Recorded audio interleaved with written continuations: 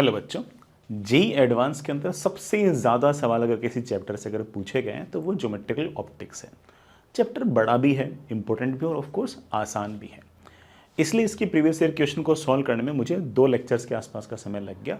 पिछला वाला लेक्चर अगर किसी बच्चे ने नहीं देखा है तो मैंने शायद 2016 तक के उसमें सवाल सॉल्व किए थे और वो लगभग सवा 2 या 2.5 घंटे के आसपास का लेक्चर है। उसका लिंक इसी वीडियो के डिस्क्रिप्शन में मिल जाएगा या फिर इसी प्लेलिस्ट में आपको वो मिल जाएगा, ठीक है। उसके बाद ऑफ कोर्स बट आप इसको भी लगातार देख सकते हो। इसमें 2017 ऑनवर्ड्स हमने क्वेश्चन सॉल्व कर रखे हैं, ठीक। कोई आपका दोस्त ऐसा हो जिसको लगता हो कि ना उसे एडवांस के प्रीवियस ईयर क्वेश्चन करने हैं तो उसको भी आप ये वाला वीडियो भेज सकते हैं, काफ़ी यूजफुल होगा। आई हैव ट्राइड दैट कि जो भी पिछले 18 साल के अंदर 17 साल के अंदर जो जेई एडवांस में सवाल पूछे गए वो सारे के सारे मैं डिस्कस करूं और डिस्कस भी इस तरह से करूं कि सारे के सारे थ्योरी भी साथ साथ में हो जाए, जिससे ऑफ कोर्स है ना आपको एडवांस के सवालों के साथ समय भी आपका स्पेंड हो जाए। एडवांस में किस तरह के सवाल पूछते हैं, कैसी लैंग्वेज होती है, कैसा पैटर्न होता है, उसके साथ भी आप हैबिचुअल हो जाए और साथ ही जो थ्योरी है, हर सवाल कोरस्पॉन्डिंग में थ्योरी तो रहती है, वो जो थ्योरी है वो भी मैं साथ साथ आपको बताता रहूँ। तो इसलिए हो सकता है कि कोई सवाल करने में 5 मिनट लगे लेकिन मुझे समझाने में 10 मिनट लग जाए, इट मे हैपन। बट ये मान के चलें कि सर आपका टाइम वेस्ट नहीं करेंगे, है ना। मैं तो सिर्फ उसके मतलब आंसर निकालना इज़ नॉट एम। उस आंसर निकालने के साथ जितनी बातें मेरे को ऐसा लगता है कि एज ए टीचर कि मैं बच्चों को बता सकूँ, मैं सारी बातें बताने की कोशिश करूँगा, ठीक है। तो I will not be hasty, you shouldn't also be hasty. आराम से इत्मीनान से सारी चीज़ें आप सीख सकते हो, ठीक है। प्रिज्म का एक बड़ा सवाल है, एक 2017 का जेई एडवांस का सवाल है। ऑल्दो सवाल में इन्फॉर्मेशन थोड़ी सी इनसफिशिएंट है, अगर उन्होंने इन्फॉर्मेशन थोड़ी सी बेटर दी होती तो ज़्यादा अच्छा रहता। अगर वो इन्फॉर्मेशन अगर हम अज्यूम कर लेते हैं तो आंसर सही आता है, अगर अज्यूम नहीं करते हैं तो एक ऑप्शन हम अनटिक कर देंगे जो एक्चुअल में जेई ने टिक कर रखा था, ठीक है। तो एक ही ऑप्शन दिक्कत आती है, वो मैं डिस्कस कर लूँगा।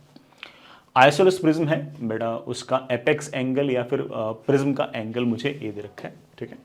रिफ्रैक्टिव इंडेक्स म्यू है। It is found that angle of minimum deviation is A. Angle of minimum deviation आपके पास ए है, ये गिवन है, ठीक है। Which of the following options is are correct, बेटा कौन से ऑप्शंस आपके सही हैं। For the angle of incidence I1 is equals to A, the ray inside the prism is parallel to the base of the prism. हाँ बेटा, ये वाला जो ऑप्शन है ये जेई ने सही दे रखा था बेटा, ये वाला ऑप्शन। और सुनना कैसे, आराम से इस बात को बड़ा देखना समझना। ये मेरे पास प्रिज्म, इसका एपेक्स एंगल जो है वो बेटा मुझे ए दे रखा है, ठीक है। ये मेरे पास बेटा कोई ना कोई नॉर्मल है, यहां बेटा मेरे पास कुछ ना कुछ रे आ रखी है। रे जो आ रखी है उसका angle of incidence is given as A. Ray बेटा ऐसे आई, उसके बाद ये रे यूं निकल गई और फाइनली बेटा रे ऐसे निकल गई। दिस एंगल इज लोड से बेटा आपका ए। मिनिमम डेविएशन के केस में as you know it very well कि बेटा ये वाला जो एंगल है और ये वाला जो एंगल है ये दोनों सेम होते हैं, ये दोनों एंगल सेम भी होते हैं और ऑफ कोर्स बेटा दोनों का सम जो होता है वो ए बी होता है। तो इसका मतलब this angle should be equal to a by two, बेटा this angle should be equal to a by two. Of course बेटा this angle should be equal to 90 minus A by two, और बेटा this angle also should be equal to 90 minus A by two. अगर मैं इस triangle की अगर बेटा बात करूं तो इस ट्रायंगल में, बड़े वाले ट्रायंगल में अगर ये वाला एंगल ए है और अगर ये वाला एंगल और ये वाला एंगल अगर सेम है तो तीनों एंगल का जो सम है वो आपके पास 180 होना चाहिए। ये दोनों एंगल बेटा आपके पास सेम होने चाहिए, तो this should be equal to 90 minus A by two. This also comes out to be 90 minus A by two. तो मिनिमम डेविएशन के केस में आपने नोटिस कर लिया होगा कि ये जो बड़ा वाला ट्रायंगल है और ये जो छोटा वाला ट्रायंगल है और जो बड़ा वाला ट्रायंगल है दोनों सिमिलर हैं। ये एंगल तो कॉमन, ये एंगल सेम, ये एंगल आपके सेम। और अगर सिमिलर है तो ऑफ कोर्स बेटा ये वाली जो लाइन होगी ये बेटा बेस के पैरेलल होगी, जो कि सही लग रहा है। इसका मतलब it means that statement 1 is correct. But इसमें किसी बच्चे का ये आर्गुमेंट हो सकता है कि सर आपको कैसे पता लगा कि this angle and this angle is same. ये वाला एंगल और ये वाला एंगल सेम हो सकते थे, ऐसा भी तो सकता कि ये वाला एंगल ए होता, ये वाला एंगल ए होता और ये वाला एंगल हमारा 180 माइनस 2a होता। हाँ बेटा हो सकता था। तो उस केस में ऑफ कोर्स बेटा हम ए वाले ऑप्शन को इतना मतलब आराम से टिक नहीं कर पाते, बट जेई ने ए आंसर दिया था, ऑफ कोर्स बेटा ये उन्होंने अजम्पशन ले रखा था। ठीक है, आगे चलते हैं। नेक्स्ट इज अगला ऑप्शन पढ़ते हैं बेटा। Next is at minimum deviation the incident angle I1 and the reflecting angle R1 at the first reflecting surface are related by. ठीक है बेटा, अच्छी बात है कि ये वाला जो एंगल और ये वाला जो एंगल है, ये बोल रखा है कि जो R1 है it is of course I1/2, but I1 मुझे ए दे रखा है और ये मुझे a/2 दे रखा है। तो बोल रखा है कि जो R1 है ये I1 का हाफ है क्या बेटा, बिल्कुल ऑफ कोर्स हाफ है। ये a दे रखा है, ये a/2 दे रखा है, तो ऑब्वियस बात है बेटा अगर ये I1 है तो ये I1/2 है।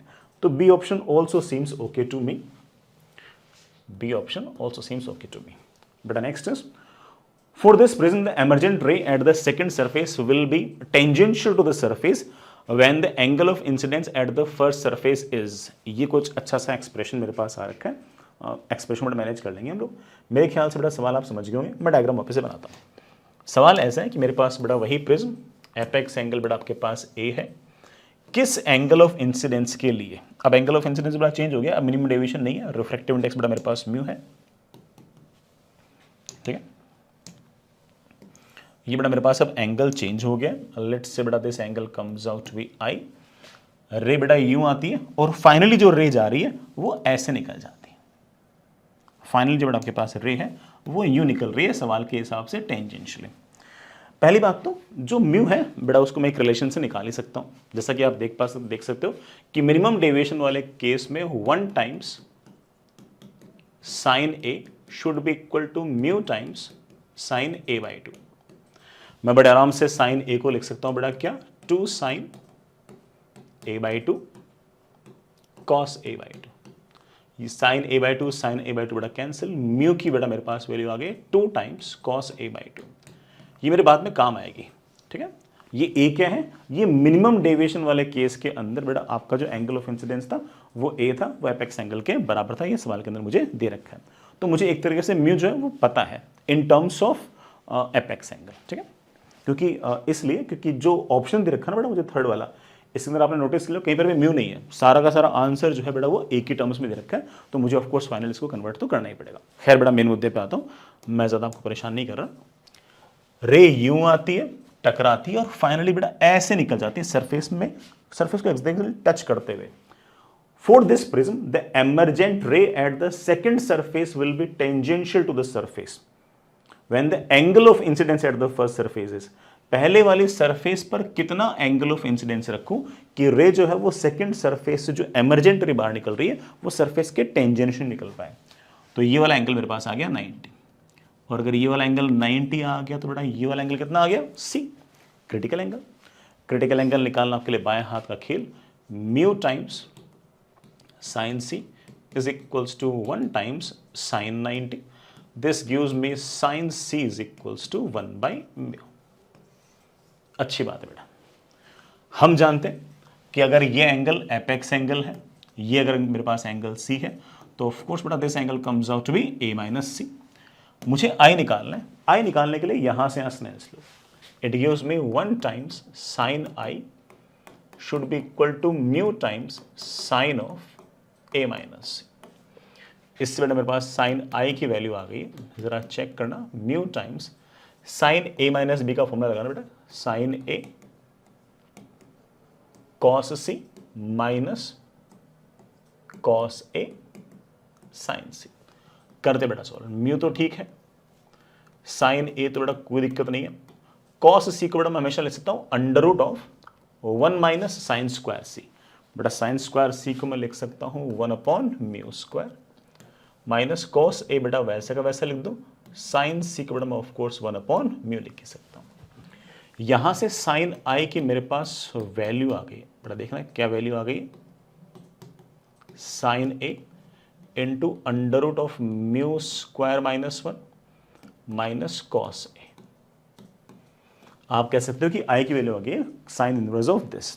मगर आपने अगर ऑप्शन ढंग से अगर पढ़ा है बेटा तो आपने इस बात को नोटिस किया होगा कि सवाल के अंदर ना म्यू नहीं दे रखा, मतलब ऑप्शन में म्यू नहीं दे रखा, ऑप्शन में सिर्फ और सिर्फ वी सब दे रखे हैं।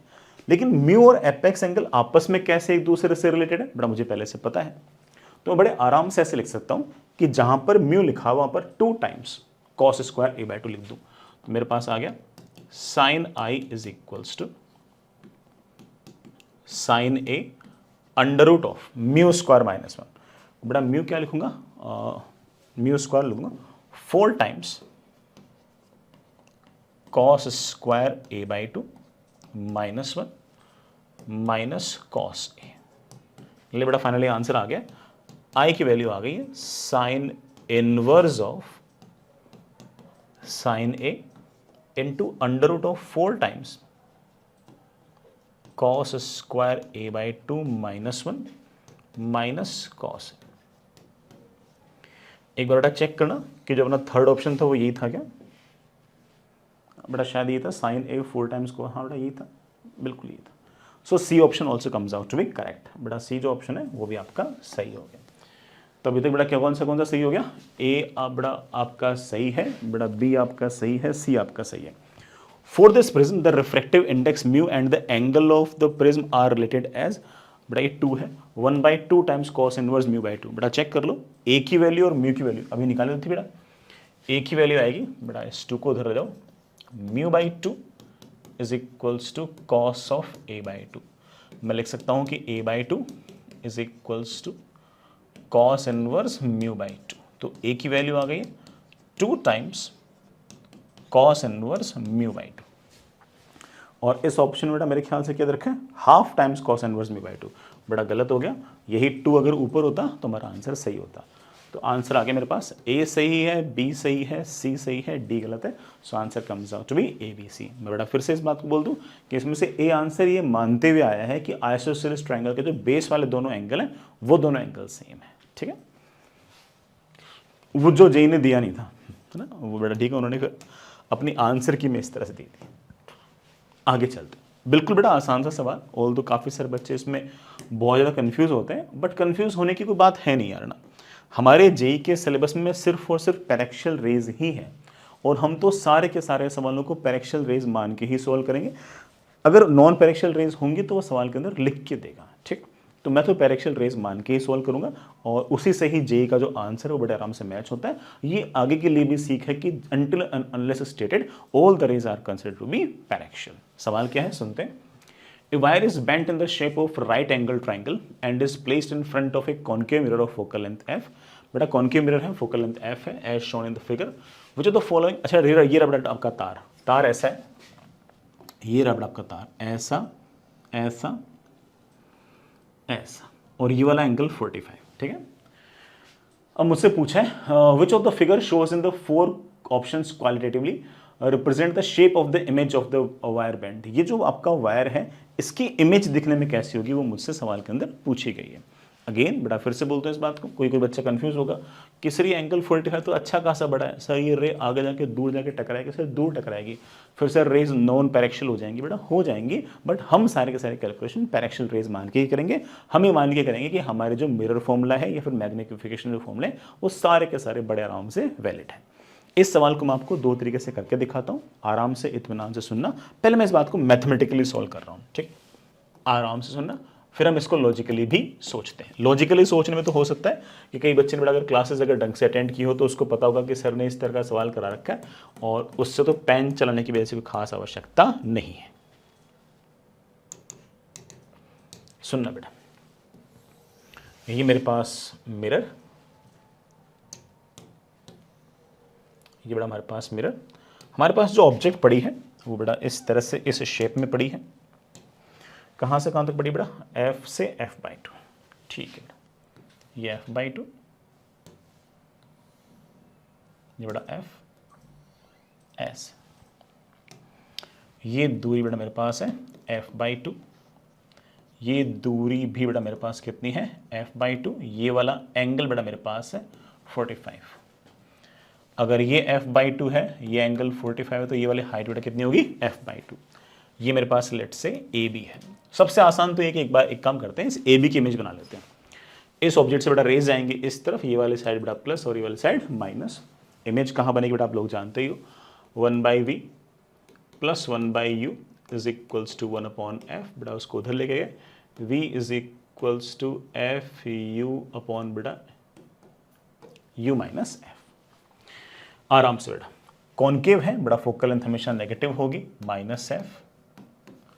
ऑब्जेक्ट बेटा चेक करो कहां पड़ा है, ऑब्जेक्ट बेटा पड़ा है माइनस एफ बाई टू पे, यू बेटा वापस से minus F by two, focal length बेटा ऑफ कोर्स माइनस एफ है, माइनस माइनस बेटा मेरे पास हो गया प्लस, ऊपर आ गया बेटा 3f बाई टू, बेटा नीचे मेरे पास आ गया f by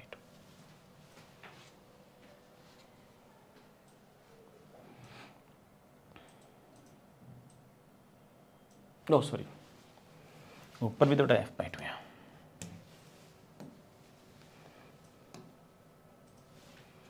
f by two into F.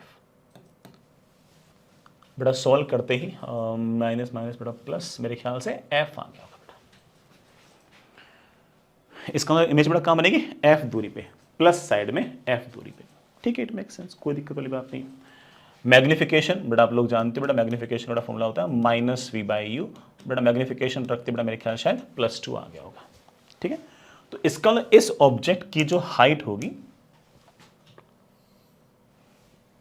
अगर ये बेटा f बाई टू हाइट का है तो इसकी इमेज जो बनेगी बेटा it will B a dash b dash, और बेटा ऑफ कोर्स इसकी जो हाइट होगी इट विल बी f। ठीक, इजी था बेटा, इतना बहुत बड़ा काम नहीं था। सर बाकियों की इमेज कैसे बनेगी, बेटा बाकी क्यों दिखा देंगे, बाकियों की अगर दिखानी है तो एक काम करते हैं बेटा, आराम से देखिएगा, मैं यहां से है ना x डिस्टेंस दूर यहां पर एक छोटी सी ऐसे ऑब्जेक्ट ले लेता हूं। ठीक है, जैसा बेटा आप देख पा रहे हो कि ये वाला ट्राइंगल, जो ये एंगल 45 है, तो अगर ये हाइट, अगर ये दूरी अगर x, तो बेटा ये भी आपके पास x। लेट्स बेटा this comes out to be CD। ठीक है, ये दूरी बेटा चेक करना कितनी हो गई बेटा, ये दूरी मेरे ख्याल से हो गई है f माइनस एक्स। टोटल दूरी बेटा f थी, उसमें से x माइनस किया, f माइनस एक्स। इसकी इमेज कहाँ बनेगी पता कर लेते हैं बेटा, इसकी इमेज कहाँ बनेगी, u बेटा तुम बड़े आराम से जानते हो u की वैल्यू क्या होगी, minus of f minus x. ठीक है ना, इधर की तरफ इमेज बनेगी आगे जाके। ठीक है, अगली बात बेटा, ऑब्जेक्ट जैसे बेटा ये ऑब्जेक्ट थी तो ये इसकी इमेज थी, ऑब्जेक्ट जैसे जैसे इधर आएगी बेटा इमेज उधर जाएगी।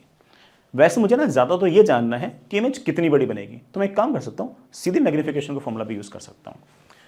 इमेज कहाँ बन रही है ये निकालने से अच्छा मैं सीधे मैग्निफिकेशन का फॉर्मूला निकाल दूँ, और magnification you know it very well, it will be बेटा of course minus v by you.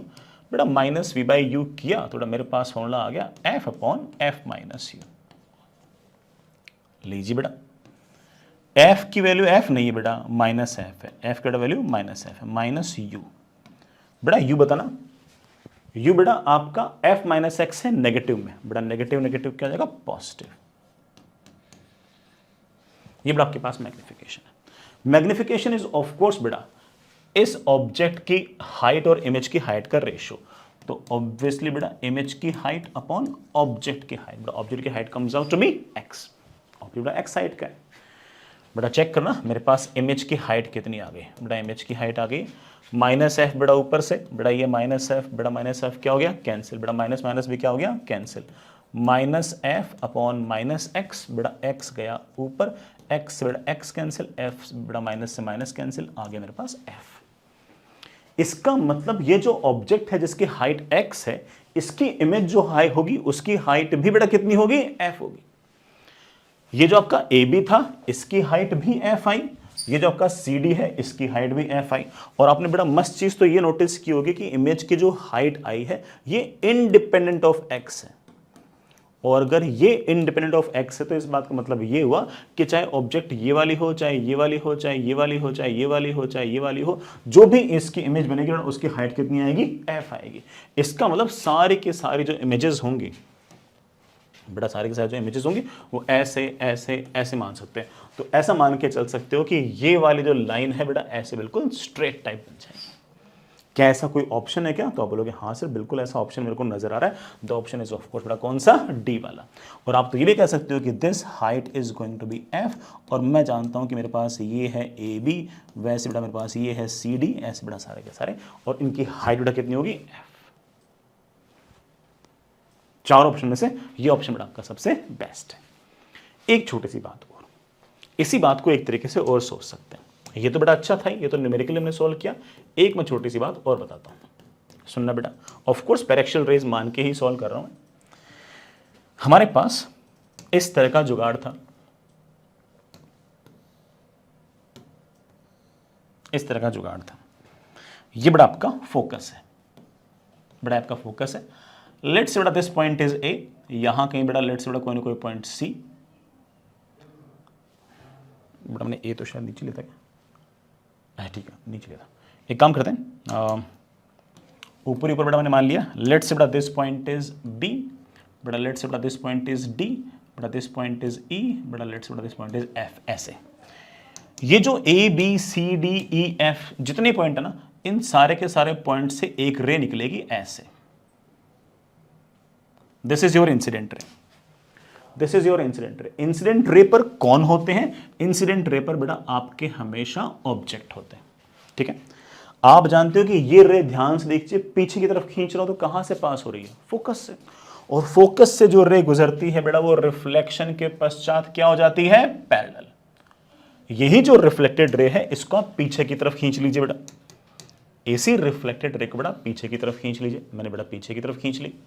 अगर आपको हल्का फुल्का याद है तो इंसिडेंट रे पर अगर आपके ऑब्जेक्ट होते हैं तो रिफ्लेक्टेड रे पर बेटा आपके कौन होते हैं? इमेज। इसका मतलब ये जो बी डी ई एफ वाले जितने पॉइंट हैं, इन सब की इमेज बड़ा पक्की बात है कि इसी लाइन पे होगी। अब अगली बात, अगर ऑब्जेक्ट फोकस के इधर है तो इमेज बेटा तुम जानते हो कि रियल नहीं बनती है, वर्चुअल बनती है। तो ऑब्वियस बात है कि बी की इमेज यहां कहीं होगी बेटा, लेट्स से बी डैश, ठीक है। जैसे बेटा ऑब्जेक्ट इधर जाएगी, इमेज इधर जाएगी। डी की इमेज बेटा यहां कहीं होगी, डी डैश। ई की बेटा इमेज यहां कहीं होगी, ई डैश। तो बेटा, और ये वाली हाइट बेटा वैसे हम निकाल चुके हैं, जरूरत नहीं है बेटा। ये वाली हाइट आपके पास कितनी आई थी? एफ। तो आपके पास जो इमेज बनेगी बेटा वो ऐसी बनेगी, ठीक है। ऐसे इनफाइनाइट नंबर ऑफ पॉइंट ले लो तो यही इनफाइनाइट नंबर ऑफ पॉइंट यहां पर आपके पास आ जाएंगे। Of course the best option is D. यही बेटा आपका जेई का सवाल था। ऐसे ही करना सबसे बेस्ट था। मैंने आपको न्यूमेरिकली भी समझाया और आपको बड़ा लॉजिकली भी समझाया। बस आपको किस बात पर गुस्सा नहीं करना है कि सर आपने यहाँ पर है ना एंगल 45 से रेस पैरेक्शियल थोड़ी होती है। बेटा अपने सिलेबस में ही पैरेक्शियल पैरेक्शियल मान के ही करेंगे तो ऐसे अपना आंसर बड़े आराम से अच्छे से आ जाएगा, ठीक है। आगे चलते बेटा, नेक्स्ट इज अगला सवाल। रिलेटिवली बेटा ठीक है, आसान सवाल, कोई खास इतनी कैलकुलेशन बेटा इसके अंदर है नहीं। तीन बेटा ग्लास सिलेंडर है of equal height, H equal to 30 centimetre और रिफ्रैक्टिव इंडेक्स बेटा 1.5 है, are placed on a horizontal surface as shown in figure. Cylinder 1 has a flat face, cylinder 2 has a convex top and cylinder 3 has concave top. The radius of curvature of the two curved surface are 3 metre. बेटा 300 centimetre मान लो, 300 centimetre बेटा radius of curvature है। H1, H2, H3 are the apparent depth of the point X। बेटा point X सबसे नीचे है और मेरे ख्याल से बेटा H की वैल्यू मुझे सवाल के अंदर दे रखी है बेटा, H की value comes out to be 30 centimetre. तो इमेज मुझे कितनी डेप्थ पर नजर आएगी बेटा, मुझसे ये पूछा है। तो सिंपल है सवाल है, तो बहुत भारी काम है ही नहीं। पहले वाले सवाल में तो फ्लैट सरफेस से रिफ्रैक्शन हो रहा है बेटा, ऐसे फ्लैट सरफेस है। मैं डायग्राम बड़ा बना नहीं रहा। ऑब्जेक्ट यहां कहीं है 30 सेंटीमीटर पे, रेस जाएंगी ऐसे, रेस जाएंगी ऐसे और रिफ्रैक्शन के बाद बेटा रेस चली जाएंगी ऐसे। इन रेस को मैं पीछे की तरफ खींचूंगा तो कहीं ना कहीं से आते हुए दिखाई देंगी बेटा। Let's say this comes out to be H1। Surface से कितना नीचे बेटा आपकी इमेज होगी? फ्लैट सरफेस से सीधा फॉर्मूला होता है बेटा, H1 is equals to H upon N relative. बेटा फ्लैट सरफेस में H upon N relative, and N relative is always ray कहां से आ रही है डिवाइड बाय कहां को जा रही है। तो बेटा रे जा रही है बेटा कहां से? 3/2 से 1, तो 3/2 अपॉन 1। सॉल्व करते बेटा मेरे पास ये आ गया है 20 सेंटीमीटर। परफेक्ट, बिल्कुल इजी। अगले वाले में आते हैं बेटा। अगले वाले के अंदर अगर आपने ध्यान से देखा तो बेटा जो सरफेस है वैसे कॉन्वेक्स टॉप दे रखी है। यहां बेटा हमें फॉर्मूला लगाना पड़ेगा, लगा देंगे। इस तरह की बेटा मेरे पास एक कॉन्वेक्स सरफेस है। बाकी बेटा सारी कहानी बिल्कुल वैसी की वैसी है, वही मीडियम, वही डेप्थ। ऑब्जेक्ट बेटा आपके यहां कहीं है, ये जो दूरी है मेरे बच्चे, ये शायद आपको 30 सेंटीमीटर दे रखी है। इस ऑब्जेक्ट से बेटा रेज आएंगी ऐसे ऐसे ऐसे। इमेज कहाँ बनेगी बेटा, मुझसे ये पूछा है। यहाँ से इमेज बेटा जितनी दूरी बनेगी वो मेरे पास है h2। कर लेंगे। अब कर्व्ड सरफेस है, फॉर्मूला थोड़ा अच्छे से लगाना। रेज यूं जाएंगी बेटा, ये वाली साइड प्लस, ये वाली साइड माइनस। जहां से रे आती है बेटा उसे हम n1 बोलते हैं, तो ये आ गया 3/2। जहां रे जाती है बेटा उसे हम n2 कहते हैं, बेटा मेरे पास वो आ गया 1। ये आर रेडियस ऑफ कर्वेचर, ये बेटा आपका 300 सेंटीमीटर। मीटर में दे रखा था, जानबूझ के बेटा सेंटीमीटर में इसलिए लिखा है क्योंकि ये हाइट वे किस में दे रखी है, सेंटीमीटर में, तो सबको सेंटीमीटर लिखा है। फॉर्मूला होता है बेटा n2/v माइनस n1 बेटा जहां से रे आ रही है upon u। n2/v minus n1 upon u। बेटा u मतलब ऑब्जेक्ट का कोऑर्डिनेट, बेटा 30 नहीं -30। -30 बेटा क्यों, ये वाली साइड बेटा प्लस, ये वाली side minus. And it should be always equal to n2 minus n1। 1 minus 3/2 इज ऑफ कोर्स बेटा -½ रेडियस ऑफ कर्वेचर। बेटा गवारों की तरह रेडियस ऑफ कर्वेचर को 300 लिख देना। ये सेंटर ऑफ कर्वेचर पॉजिटिव में आ रहा है, नेगेटिव में आ रहा है, नेगेटिव में आ रहा है तो -300 लिख देना। मेरे पास बेटा ये आ गया है 1/v, बेटा माइनस माइनस हो जाएगा प्लस। बेटा उधर देखना बेटा, मेरे ख्याल से 1/600 माइनस माइनस बेटा क्या हो गया प्लस। उधर गया बेटा कितना आ गया -1/20। बेटा 1/20 है ना, ठीक है बेटा। 600 ही बेटा मैं एलसीएम ले लेता हूँ और मेरे पास ये आ गया 1 -30। और बेटा सॉल्व करते ही v की वैल्यू आ गई है -600/29। माइनस तो सिर्फ और सिर्फ बता रहा है कि इमेज जो बेटा वो पॉजिटिव में नहीं है, नेगेटिव में। बेटा -600/29 बेटा मेरे ख्याल से थोड़ी सी बेटा 19 पॉइंट समथिंग के आसपास कुछ वैल्यू आएगी। एक बार बेटा कैलकुलेटर से चेक कर लेता हूँ। हाँ 600/29, हाँ एक मिनट, 600/29, हाँ 20, हाँ 20 पॉइंट्स, माइनस में 20.68। इमेज जो आएगी बेटा वो नेगेटिव साइड में 20.68 पे आएगी। बढ़िया, अच्छा बेटा। जो अगला सवाल है बेटा, अगले वाले सवाल के अंदर बेटा आपके पास जो सरफेस है वो ऐसी है, बाकी सारी बेटा कहानी बिल्कुल वैसे की वैसी है। ऑब्जेक्ट बेटा यहां से 30 सेंटीमीटर दूर है, बेटा वही n1 n2 सब कहानी वही है। मैं एक छोटी सी मक्कारी करूं, कोई भी अगर समझदार बच्चा होगा वो कहेगा कि सर कैलकुलेशन पूरी की पूरी वापस से करने की ऐसी जरूरत नहीं है, क्योंकि n1 वापस से वही है, n2 वापस से वही है, ऑब्जेक्ट का कोऑर्डिनेट भी वही है। सर सिर्फ और सिर्फ इसी बात का तो फर्क पड़ा है कि इस वाले केस में सेंटर ऑफ कर्वेचर नेगेटिव में आ रहा था और इस वाले केस में सेंटर ऑफ कर्वेचर पॉजिटिव में आएगा। तो कोई भी समझदार बच्चा बोलेगा सर एक काम करो ना, इतना सा तो करना है कि यहां पर +300 रख दो, बाकी सारा काम बन जाएगा। तो मेरे पास इक्वेशन बन जाएगी 1/v minus 3/20 into -30 is equals to -½/300। बेटा मैंने थोड़ी सी मक्कारी कर दी, चलेगी। और हमारे पास बेटा इसकी वैल्यू आ गई है 1/v इज इक्वल्स टू -1/600 -1/20।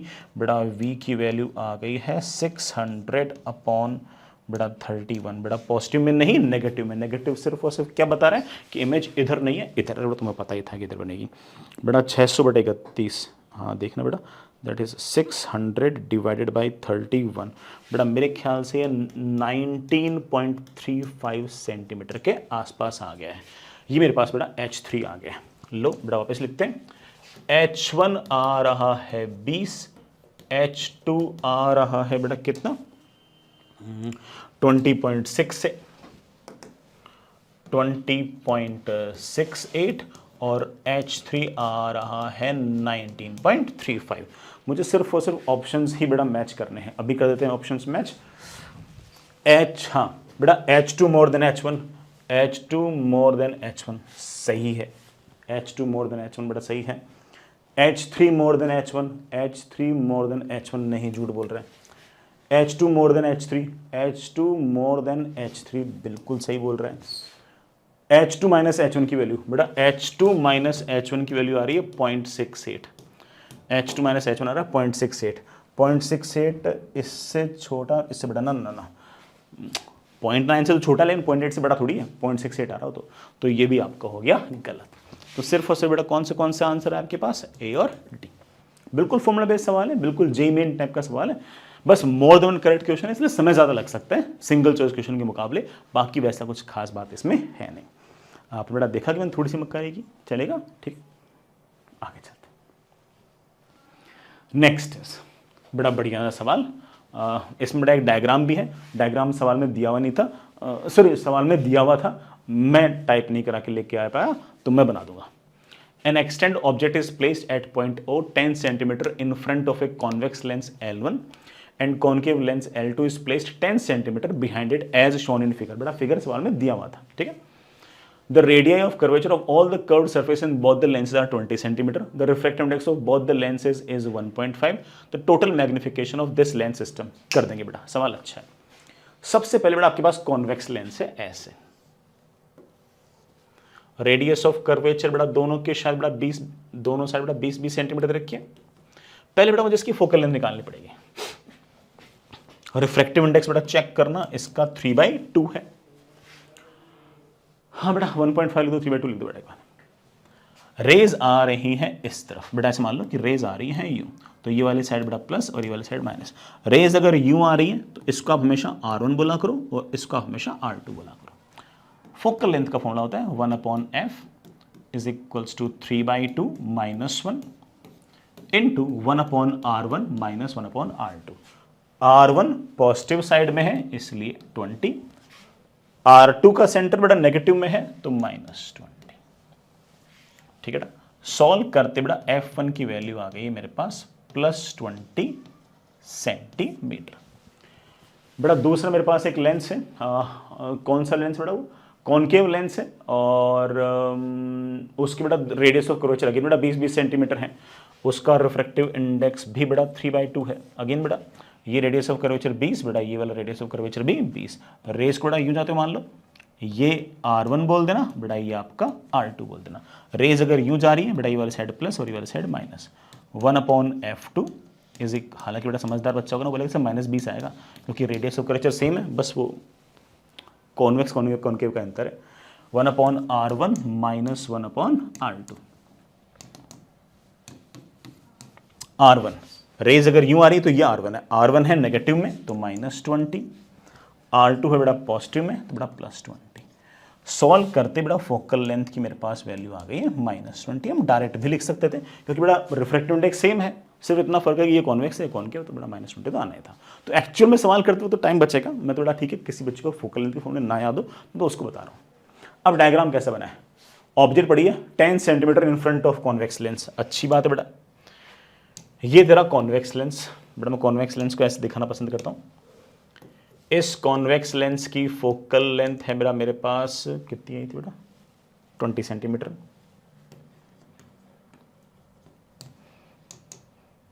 इस कॉन्वेक्स लेंस से कितनी दूरी पर बेटा ऑब्जेक्ट है, 10 सेंटीमीटर इन फ्रंट, ठीक है बेटा 10 सेंटीमीटर। यहां कहीं बेटा आपकी ऑब्जेक्ट पड़ी है ऐसे, कोई दिक्कत नहीं है, ठीक है बेटा। And concave lens is placed 10 centimetre behind it. अच्छा कॉनकेव लेंस बेटा यहां कहीं पड़ा है, मैं बेटा कॉनकेव लेंस को ऐसे दिखाना पसंद करता हूं। ये कॉनकेव लेंस है, इसकी फोकल लेंथ बेटा तेरे पास -20 सेंटीमीटर है और ये दूरी बेटा मेरे पास है 10 सेंटीमीटर। अच्छी बात है बेटा। पूरे सिस्टम का टोटल मैग्निफिकेशन पूछा है, इसका मैग्निफिकेशन निकालेंगे M1, इसका मैग्निफिकेशन निकालेंगे M2, नेट मैग्निफिकेशन भी ऑफ कोर्स M1 × M2। आराम आराम से बेटा इस ऑब्जेक्ट से रेज जाएंगी ऐसे, ये वाले साइड बेटा प्लस, ये वाले साइड माइनस।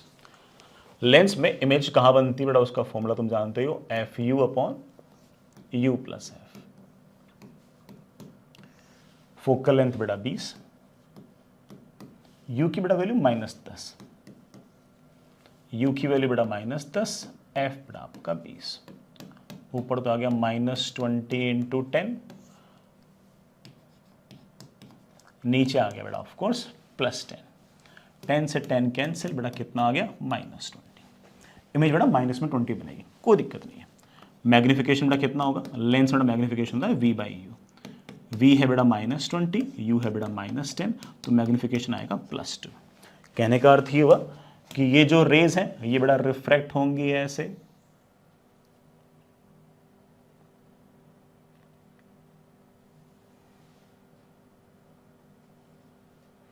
रिफ्रैक्ट होंगी ऐसे। इनको अगर मैं पीछे की तरफ खींचूंगा तो यहां कहीं आपको इमेज नजर आएगी। अगर ये आपके पास ऑब्जेक्ट है ए बी, तो this is your A dash B dash. अगर इसकी हाइट है h तो बेटा इसकी हाइट है 2h, 20 सेंटीमीटर दूर बेटा आपकी ये बनी। ठीक है, अब इस अगले लेंस को देखो। देखना बेटा, इस लेंस ने जो इमेज बनाई है वो बेटा इस लेंस के लिए ऑब्जेक्ट है। इस ऑब्जेक्ट पर अब जो रेज आ रही हैं, अब इस ऑब्जेक्ट पर जो रेज आ रही हैं वो बेटा मेरे पास इस ए डैश बी डैश से आ रही है। अगेन ये वाले साइड बेटा प्लस और ये वाले साइड आपके पास माइनस। मैग्निफिकेशन बेटा निकाल लो। दूसरा वाला मैग्निफिकेशन हम डायरेक्ट भी निकालना चाहें निकाल सकते हैं बेटा। दूसरा वाला मैग्निफिकेशन बेटा लेंस के केस में मैग्निफिकेशन का बेटा जो फॉर्मूला होता है वैसे तो बेटा v बाई यू होता है, उसको आप सीधे भी लिख सकते हैं बेटा f upon F plus you. बेटा बताना जरा, इस लेंस की फोकल लेंथ बेटा कितनी है -20। बेटा फोकल लेंथ कितनी -20। यू कितना बेटा, तो यू मेरा बच्चा बोलेगा सर रेज आ रही है इस तरफ, ये वाली साइड प्लस ये वाली साइड, यू होगा 10 और 20 बेटा कितना 30। 30 बेटा प्लस में नहीं माइनस में, ऊपर तो -20 बेटा नीचे मेरे पास -50, तो बेटा that comes out with I think 2/5।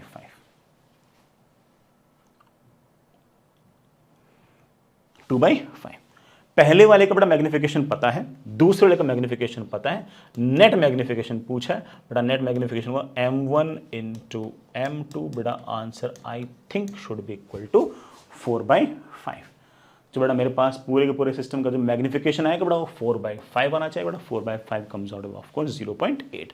आपने बेटा कुछ नोटिस किया कि मैंने ना जो सेकंड वाला जो लेंस है ना उसने इमेज कहाँ बनाई है वो पता ही नहीं किया। मैंने पहले मैं ये पता करता कि इमेज कहाँ बनी है, फिर बाद में magnification equals to v by U formula लगाता, इसमें टाइम लग जाता। मुझे तो नेट मैग्निफिकेशन निकालनी है, तो इसका मैग्निफिकेशन मल्टीप्लाई बाय इसका मैग्निफिकेशन, इसका मैग्निफिकेशन में निकाल चुका था, इसके मैग्निफिकेशन कर मैंने ये जानने की जरूरत ही नहीं महसूस की कि इमेज कहाँ पर है, सीधा फोन लगा दिया। हाँ, पहले लेंस ने इमेज कहाँ बनाई वो मेरे लिए इंपॉर्टेंट था, क्योंकि वो जो इमेज कहाँ बनेगी वो बेटा ऑफ कोर्स इसके लिए कैसे बिहेव करेगी ऑब्जेक्ट, तो उसकी इंफॉर्मेशन मेरे को जरूरत थी, इसलिए बेटा मैंने वहां पर ये पता करने की कोशिश की कि इमेज कहाँ पर बनी है। लेकिन दूसरे लेंस ने इमेज कहाँ बनाई है वो बेटा मैंने पता करने की कोशिश नहीं करनी। पता करना चाहते बेटा पता कर लेते, पता लगा ये वाला सवाल मोर देन क्रेडिट क्वेश्चन है और सवाल में ये पूछ रखा है इमेज कहाँ बनी है और कितनी बड़ी बनी है, तो पता कर लेते। लेकिन सवाल में सिर्फ और सिर्फ मैग्निफिकेशन पूछ रखा है, तो ऑफ कोर्स बेटा हम ऐसे ही मूव ऑन कर सकते हैं, कोई दिक्कत नहीं। आंसर कम्स आउट बेटा 4/5 या फिर 0.8। ठीक है, इजी सवाल था बेटा, कोई बहुत भारी सवाल नहीं था। आगे चलते हैं बेटा, बिल्कुल आसान सा सवाल बेटा। ठीक है, कोई इतना हाई फाई काम है ही नहीं बेटा, बिल्कुल आसान सा सिंपल सीधा सा पार्ट सा सवाल है, सुनेगा। ए वाइड स्लैब बेटा, स्लैब सारी पैरेलल है, consisting of two media of refractive index n1 n2 बेटा, यहाँ रिफ्रैक्टिव इंडेक्स n1 बेटा, यहाँ पर refractive index n2 is placed in air as shown in the figure. यहाँ बेटा एयर है, द रे of light is incident from medium n1 to n2 at an angle theta where sin theta is slightly greater than 1/n। sin theta की जो value है बेटा वो 1/n1 से बड़ी है, मतलब n1 sin theta जो है बेटा वो 1 से हल्का सा बड़ा है। ये अपने आप में एक हिंट है जो हमारे काम आएगा। ठीक, next is take refractive index of air as 1 of course, which of the following statement is are correct. बेटा कौन से स्टेटमेंट सही है ये बताओ। पहला, the light ray enters air if n2 is equals to n1। अगर n2 और n1 सेम हो गया तो रे एयर में एंटर कर जाएगी। लगता तो नहीं बेटा, देखो अगर n2 n1 सेम हो गए,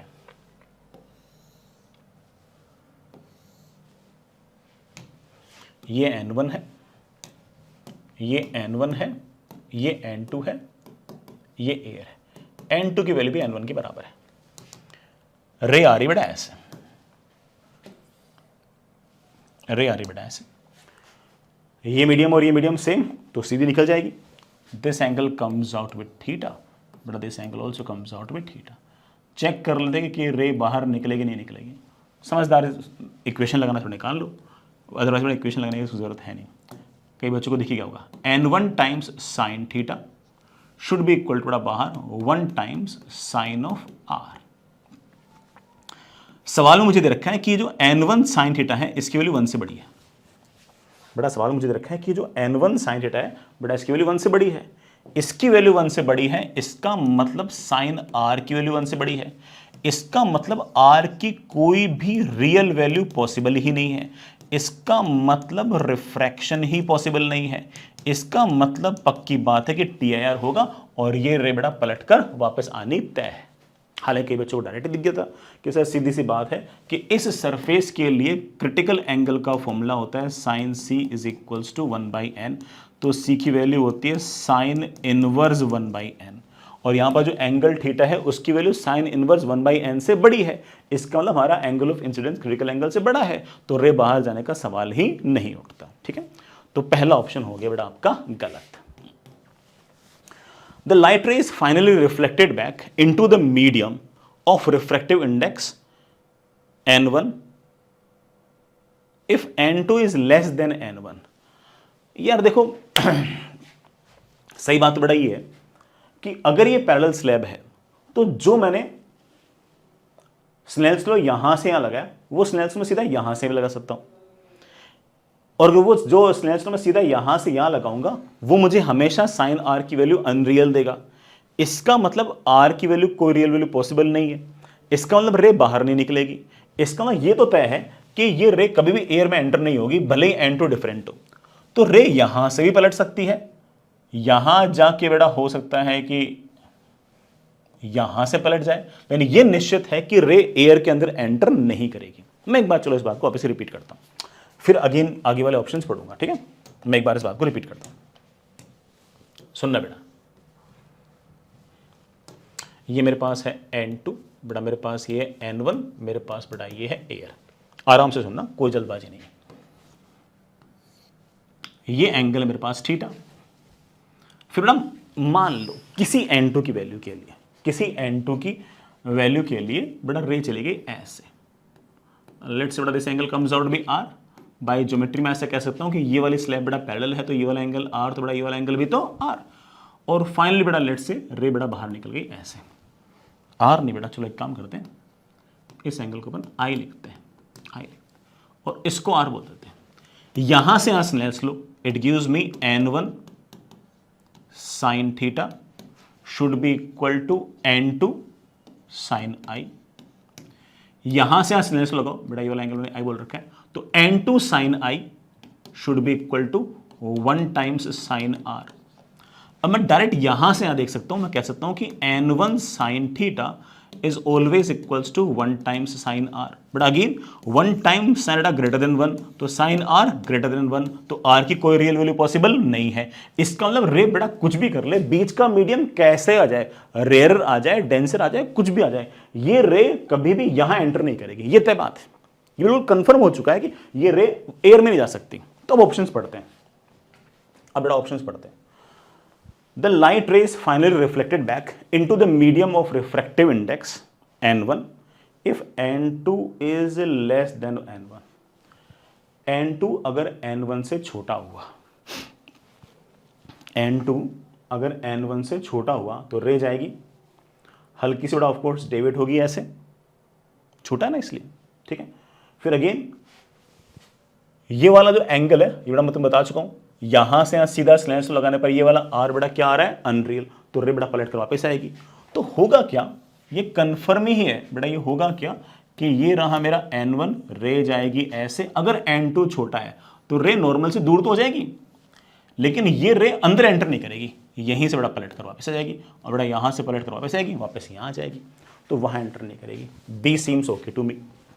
The light ray is finally reflected back into the medium of refractive index n1 if n2 is more than n1। ये बात भी सही बेटा, अगर n2 n1 से बड़ा हुआ तब भी रे जो होगी वो यूं जाएगी। इसके बाद भी यहां से यहां नहीं जा सकती क्योंकि स्लैब बेटा पैरेलल है, तो ये वाला स्लैब तो अभी वैलिड है, और ये बेटा पलट कर वापस ऐसे आ जाएगी, तब भी बेटा वापस आ जाएगी। ये भी सही है। The light ray is reflected back into the medium of refractive index n1 if n2 is equals to 1। n2 1 हो गया, मतलब ये भी एयर हो गया, तब भी ऑफ कोर्स बेटा ये वाला एंगल तो N1 और एयर वाले सरफेस के लिए तो ऑफ कोर्स बड़ा क्रिटिकल एंगल से बड़ा ही है, रे बड़ा पलट कर वापस आ जाएगी। तो इन एनी केस रे जो है कभी बड़ा एयर के अंदर एंटर करेगी नहीं, या तो बड़ा वो यहां से टकरा कर वापस आ जाएगी या फिर यहां से टकरा के वापस आ जाएगी। आपका DB comes out to be correct. तो कितनी आसानी से बेटा हम लोगों ने बोल दिया कि BCD तीनों ही बेटा आपके ऑप्शंस सही हैं। ठीक है, तो हमें ऐसे कोई केस फेस बनाने की जरूरत नहीं है, सीधा ही आप यहां से स्नेह से लगा सकते हो।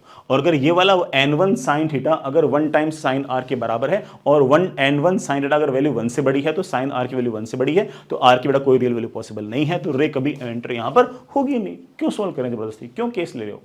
चाहे बेटा वो एक बार नॉर्मल से दूर हो जाए यहां पर, चाहे नॉर्मल की तरफ हो जाए, यहां पर तो एंटर नहीं होगी। ठीक है, कितना ईजी था बेटा। आगे चलते हैं। नेक्स्ट इज अच्छा सा बड़ा लेंस का सवाल, 2022 का सवाल है। वैसे बड़ा ठीक है और रिलेटिवली सवाल आसान है, कैलकुलेशन वाइज बड़ा ठीक है, थोड़ा किसी किसी बच्चे को टफ लग सकता है, बट वैसे अगर देखें तो कॉन्सेप्चुअली इजी सवाल है, कोई पंगे है ही नहीं सवाल के अंदर। मतलब सवाल देखते ही बच्चों को पता हो जाता है कि करना क्या है। रॉड की बड़ा लेंथ 2 सेंटीमीटर है, ये बड़ा प्रिंसिपल एक्सिस के साथ 120 डिग्री बना रही है। बड़ा प्रिंसिपल एक्सिस के साथ एंगल बना रही है 120 बेटा एस से, तो ये वाला एंगल बेटा तेरे पास कितना आ गया 60। लेंथ बेटा ये 2 है, तो ऑफ कोर्स बेटा ये लेंथ तो आ जाएगी 2 का cos 60, बेटा कितना हो गया 1। ये आ जाएगा बेटा 2 का sin 60, तो बेटा ये लेंथ कितनी आएगी √3।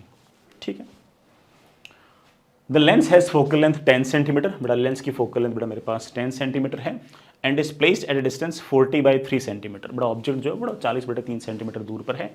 Height of image is 10√3 13 centimeter, बड़ा ये जो इमेज बनी ये बड़ा ये 30√3 सेंटीमीटर 30√3/13 सेंटीमीटर पे, and the angle made by it with respect to the principal axis is alpha.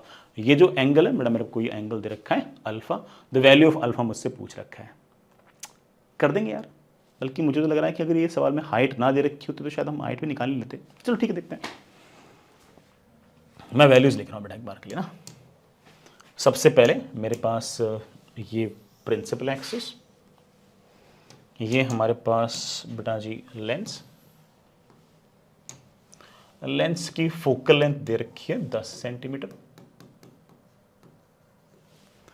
ठीक है ना, ऑब्जेक्ट जो बड़ा 40 सेंटीमीटर दूर है, सॉरी 40 नहीं 40/3 सेंटीमीटर दूर है, और ऑब्जेक्ट ऐसे पड़ी बेटा,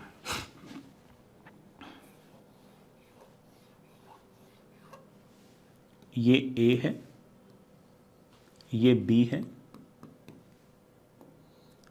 ये जो दूरी है बेटा ये मेरे पास बेटा 2 का cos 60 बेटा 1 है, और मेरे पास बेटा ये आपका √3 है।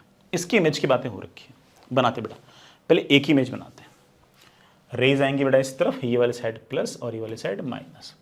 एक ही बात करते हैं बेटा, ए अगर बेटा प्रिंसिपल एक्सिस पे है तो एक ही इमेज भी प्रिंसिपल एक्सिस पे होगी, तो मैग्निफिकेशन की जरूरत ही नहीं है। सिर्फ और सिर्फ एक कहाँ है वो देख लेते हैं बेटा। ए का जो कोऑर्डिनेट है एक्स कोऑर्डिनेट बेटा वो -40/3 है। इमेज का कोऑर्डिनेट क्या होगा बेटा तुम जानते हो, v is equals to u f upon u plus f, -40 into 10 बड़ा नीचे, -40 प्लस 30 तो बड़ा -10 आ गया ना, तो बड़ा मेरे ख्याल से +40 आ गया होगा। इसका ना एक ही इमेज जो है बेटा वो 40 सेंटीमीटर दूर बनेगी, 40 सेंटीमीटर दूर बेटा, this comes out to be your A dash. बेटा बी की इमेज कहां बनेगी, बी कितना दूर है बेटा, बी है 40/3 + 1, तो ये बेटा डिस्टेंस कितनी आ गई, आई थिंक 40/3 आ गया, 43/3 आ गया। बी के लिए अगर देखें तो u की वैल्यू बेटा मेरे पास है -43/3। इमेज कहां बनेगी बेटा, v is equals to u f upon u plus f बेटा -43 इंटू 10 बेटा नीचे -43 + 30 बेटा कितना -13 ना, बड़ा माइनस माइनस कैंसिल, 430/13 पे। ठीक है ना। तो बी की इमेज यहां कहीं बड़ा बन जाएगी।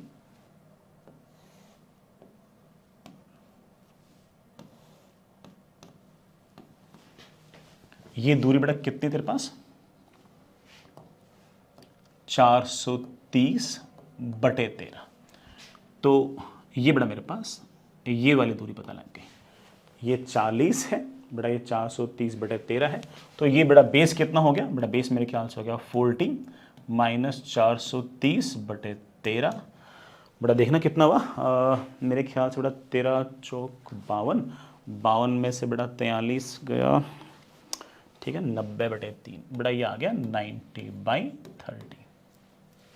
ठीक है, अच्छी बात बेटा। इवन बेटा मैं बी की हाइट भी निकाल सकता हूँ, ये जो बी डैश है बेटा इसकी हाइट भी निकाल सकता हूँ। मैग्नीफिकेशन का फॉर्मूला लगाने कोई दिक्कत नहीं है, हाइट हम बड़े आराम से निकाल सकते हैं। लेकिन बेटा उसने हाइट शायद दे रखी है, the height of image is 30√3/13 centimetre. तो दिस इज 30√3/13 सेंटीमीटर। बेटा मैं फिर से बोल रहा हूँ, ये वाली हाइट बेटा निकाल सकते थे मैग्नीफिकेशन से, मैग्नीफिकेशन का फॉर्मूला था, याद आता, लेकिन सवाल में दे रखा था। अब मुझसे पूछा क्या है बेटा, मुझसे सवाल में ये पूछा है कि ये वाला एंगल अल्फा बताओ। बेटा ये वाला एंगल अल्फा पूछा है, ये वाला एंगल अल्फा पूछा है। मैं बड़े आराम से कह सकता हूं कि tan alpha is equals to perpendicular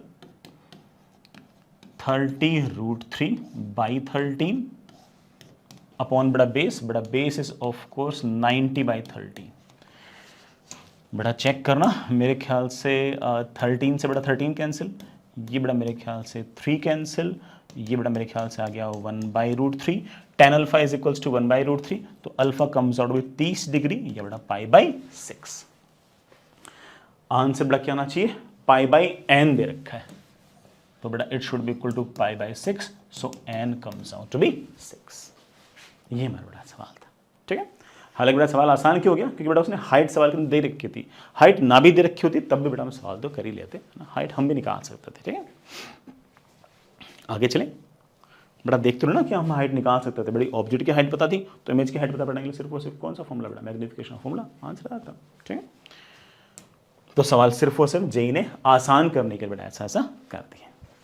आगे चलते हैं बेटा, बहुत ही बढ़िया सा सवाल, आराम से बेटा इत्मीनान से पढ़ भी ले, और सवाल में कुछ भी नहीं है, बड़ा सिंपल है ना, प्लेन मिरर का सवाल है। और प्लेन मिरर में तो तुम जानते हो कि सिर्फ और सिर्फ एक ही चीज़ तो होती है बेटा, कौन सी, angle of incidence equals to angle of reflection, और तो कुछ है ही नहीं।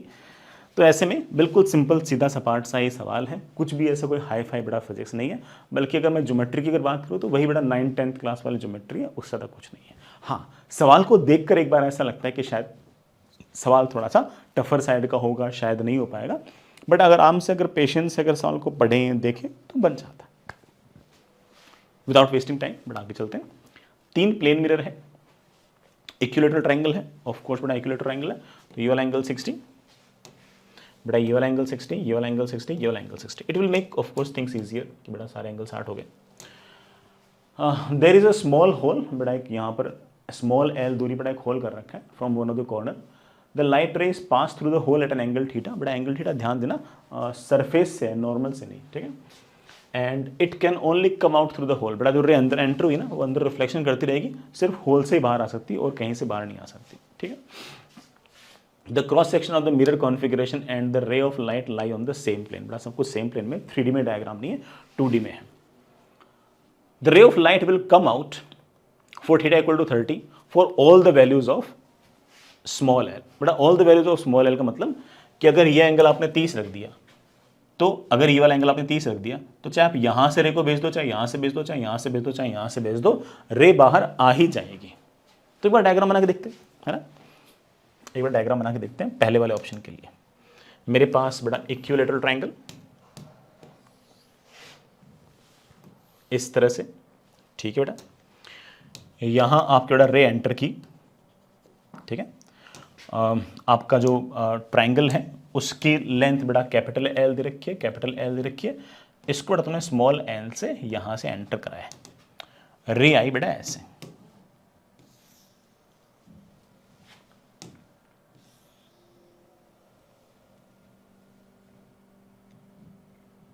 रे आई बेटा ऐसे।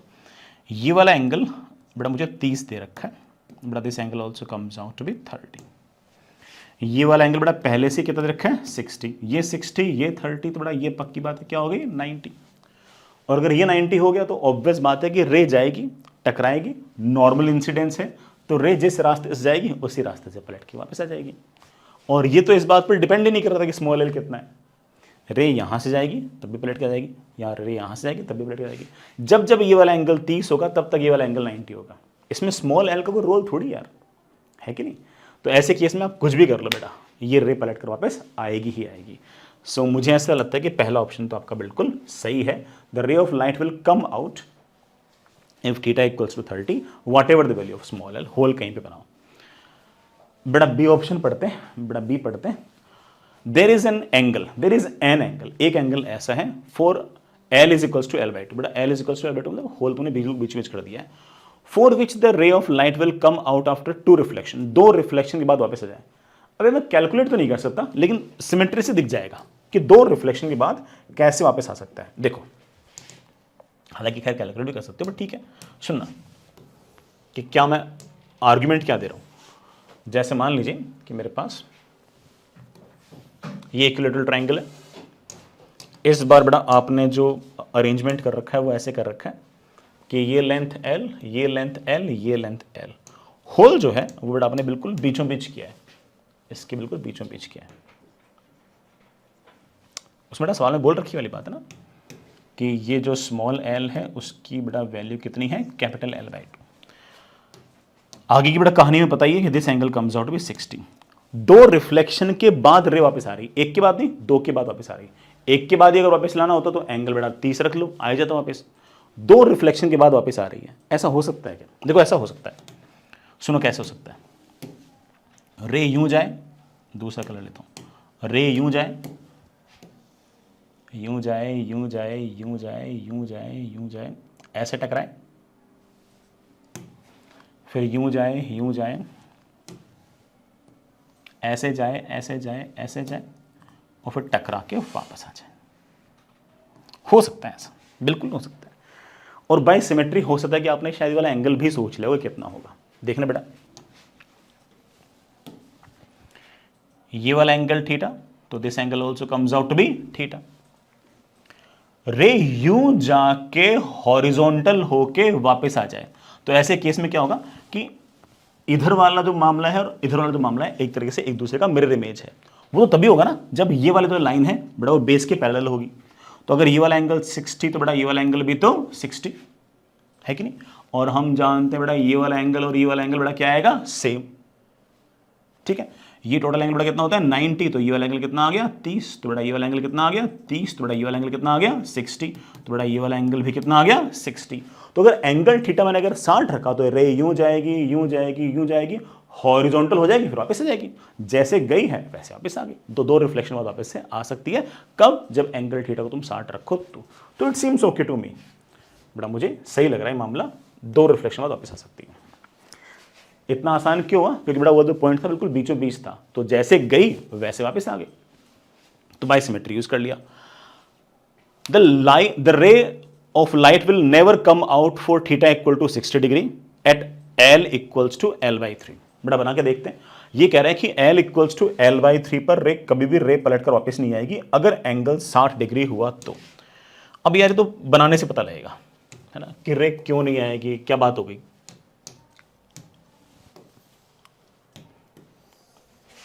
ये बेटा हमारे पास हमारा इक्विलेटरल ट्रायंगल, हमारे पास बेटा यहां कहीं L/3 पे बेटा होल है ऐसे, सारे एंगल बेटा आपके 60 है। ये एंगल 60, ये एंगल 60, ये एंगल भी 60। अब बेटा वो रे आई है ऐसे, ठीक है, और रे जो है बेटा वो ऐसे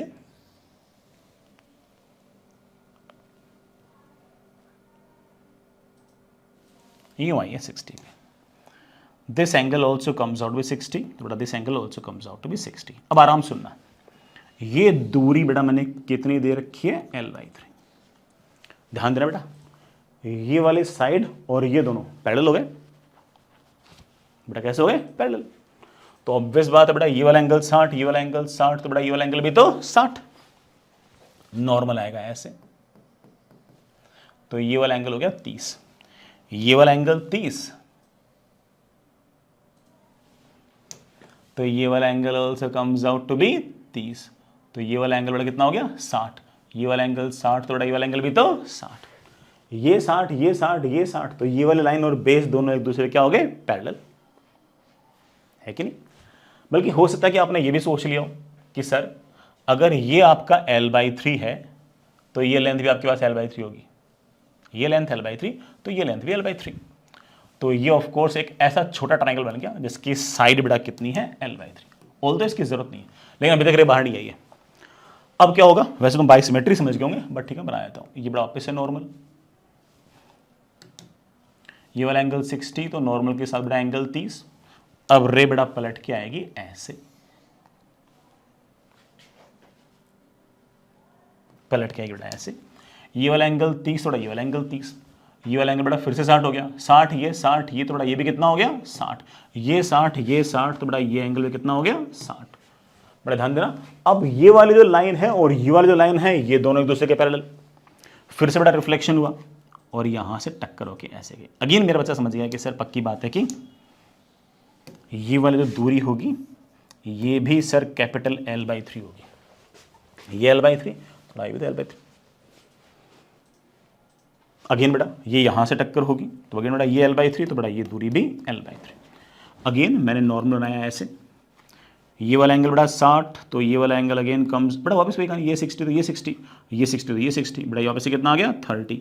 अब रे बड़ा वापस से रिफ्लेक्ट होगी, रे वापस से रिफ्लेक्ट होगी यूं जाएगी। सर हॉरिजॉन्टल कैसे गई, बेटा हॉरिजॉन्टल के तुम सीख गए होंगे, ये वाला एंगल मेरे पास 30, तो बेटा ये वाला एंगल भी तो 30। अब ऑब्वियस बात बेटा ये वाला एंगल 30, ये वाला एंगल 30, तो ये 60 हो गया, ये 60 हो गया, तो ये भी कितना हो गया 60, और अगर ये 60 है तो ये 60, तो ये वाला लाइन और ये वाला लाइन वापस से पैरेलल। ये बड़ा रे जाके यूं टकराएगी, यूं टकराएगी, यूं टकराएगी। अगेन बेटा this length again comes out to be l/3।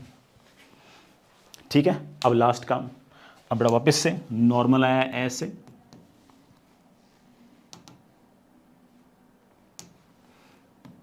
बड़ा नॉर्मल आया ऐसे, ये वाला एंगल बड़ा कितना आएगा 30, और ये वाला एंगल आएगा 30, बेटा ये वाला एंगल कितना आएगा 30, तो बेटा ये वाला एंगल कितना आएगा 60, ये 60 ये 60, तो बेटा ये भी कितना 60, और अगर ये 60 ये 60 ये 60, तो ये l/3, तो ये भी कितना l/3, और अगर ये l/3 तो ऑफकोर्स बेटा उसी क्या ना बेटा उसी होल से वापस निकल जाएगा।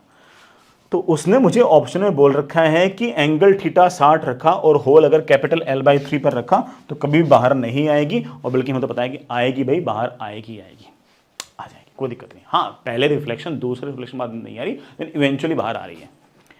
The ray of light will come out for theta equal to 60 for l small l between 0 to l/2 after 6 reflection. कितने रिफ्लेक्शन बाद वापस आ रही है? तुम्हारा जो l/3 था वो भी तो 0 और l/2 के बीच में है ना, तो उससे चेक कर लेते कि कितने रिफ्लेक्शन हुए थे। भाई ये कह रहा है कि 0 से लेकर l/2 के बीच में स्मॉल l की वैल्यू कुछ भी हुई, मतलब होल कहीं बना लो, तो कितने रिफ्लेक्शन बाद बाहर निकल रहा है। तो अभी निकाला था l/3 के लिए, वो चेक कर लो। l/3 भी तो कैपिटल l/2 और 0 के बीच में है, तो वहां से चेक कर लो। तो चेक करते हैं कितने रिफ्लेक्शन हुए थे। देखना गया गया गया 1 2 3 4 5 रिफ्लेक्शन के बाद बेटा वो बाहर आ जाएगा। चेक करो बेटा 5 लिखा हुआ है क्या उसके अंदर? नहीं बेटा 6 लिखा हुआ है, डी गलत हो गया। अगर इसमें 5 लिखा होता तो हम कहते हैं कि हाँ 5 रिफ्लेक्शन बाहर आ जाएगा। बेटा पता लगा ना मैंने कैसे सॉल्व कर लिया इसको, क्योंकि हम l/3 के लिए कैलकुलेशन वापस से कर चुके थे। ये कह रहा था कि 0 से लेकर l/2 के बीच में कोई सा भी वैल्यू ले लो। अब 0 से l/2 के बीच में l/3 ले तो लिया अपन ने, सोल्व किया था थोड़ी देर पहले, तो वही वैल्यूज हमारे काम आ गई। ठीक, तो ये आपका गलत हो गया। आपके पास बेटा आंसर सिर्फ और सिर्फ कौन सा आया? ए बी बेटा आपके पास आंसर है।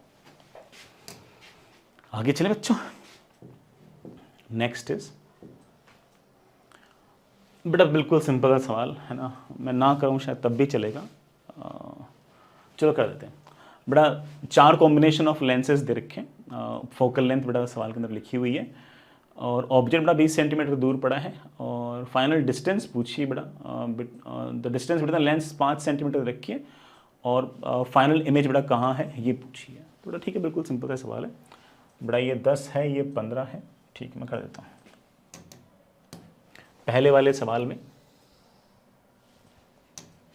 बेटा आपके पास ये लेंस, इसकी फोकल लेंथ बेटा +10, बेटा दूसरा लेंस, इसकी फोकल लेंथ बेटा 15, दोनों लेंसेस के बीच की दूरी बेटा 5 सेंटीमीटर है। ठीक है बेटा। ऑब्जेक्ट बेटा 20 सेंटीमीटर पड़ा है, ऑब्जेक्ट बेटा ऐसे 20 सेंटीमीटर पर पड़ा है। ठीक है बेटा। इस लेंस ने बेटा इस ऑब्जेक्ट को कोई ना कोई इमेज बनाएगा, बना देंगे बेटा। इस लेंस के लिए जैसे ही आप बेटा रेज आएंगे इस तरफ, ये वाली साइड बेटा प्लस और ये वाली साइड माइनस, u को आप -20 रखोगे बेटा v आपके पास अपने आप +20 आ जाएगा।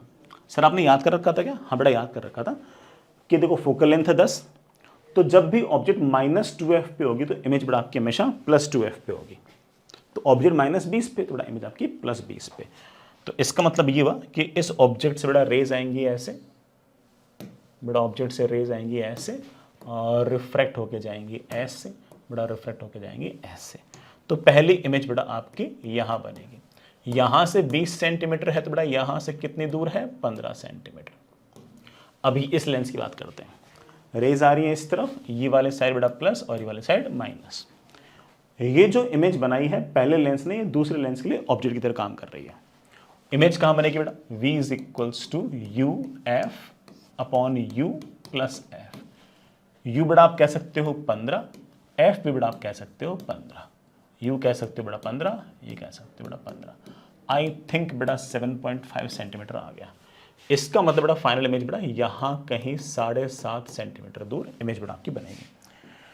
ठीक है बेटा।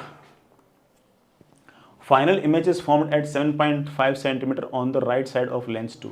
लेंस 2 से 7.5 सेंटीमीटर दूर। बेटा बिल्कुल सही लग रहा है। तो पहला तो P से मैच करेगा बेटा, पहला P से मैच करेगा, पहला P से मैच करेगा। तो या तो आंसर A होगा या आंसर C होगा। ठीक है बेटा। आगे चलते हैं। कोई सा भी एक भी ऑप्शन चेक कर लियो बेटा, काम बन जाएगा, क्योंकि इसके सेकंड में R है, इसके सेकंड में T है। सेकंड भी अगर मैंने कंफर्म कर दिया तो मेरा आंसर आ जाएगा। तो एक काम करते हैं, सिर्फ सेकंड वाला सोल्व कर लेते हैं। ये सेकंड वाला, सेकंड वाले में एक लेंस बेटा ये रहा, इसकी फोकल लेंथ दे रखी है बेटा 10। दूसरा लेंस बेटा ये रहा कॉनकेव, इसकी बेटा फोकल लेंथ दे रखी है बेटा -10 है। बेटा फोकल लेंथ है -10।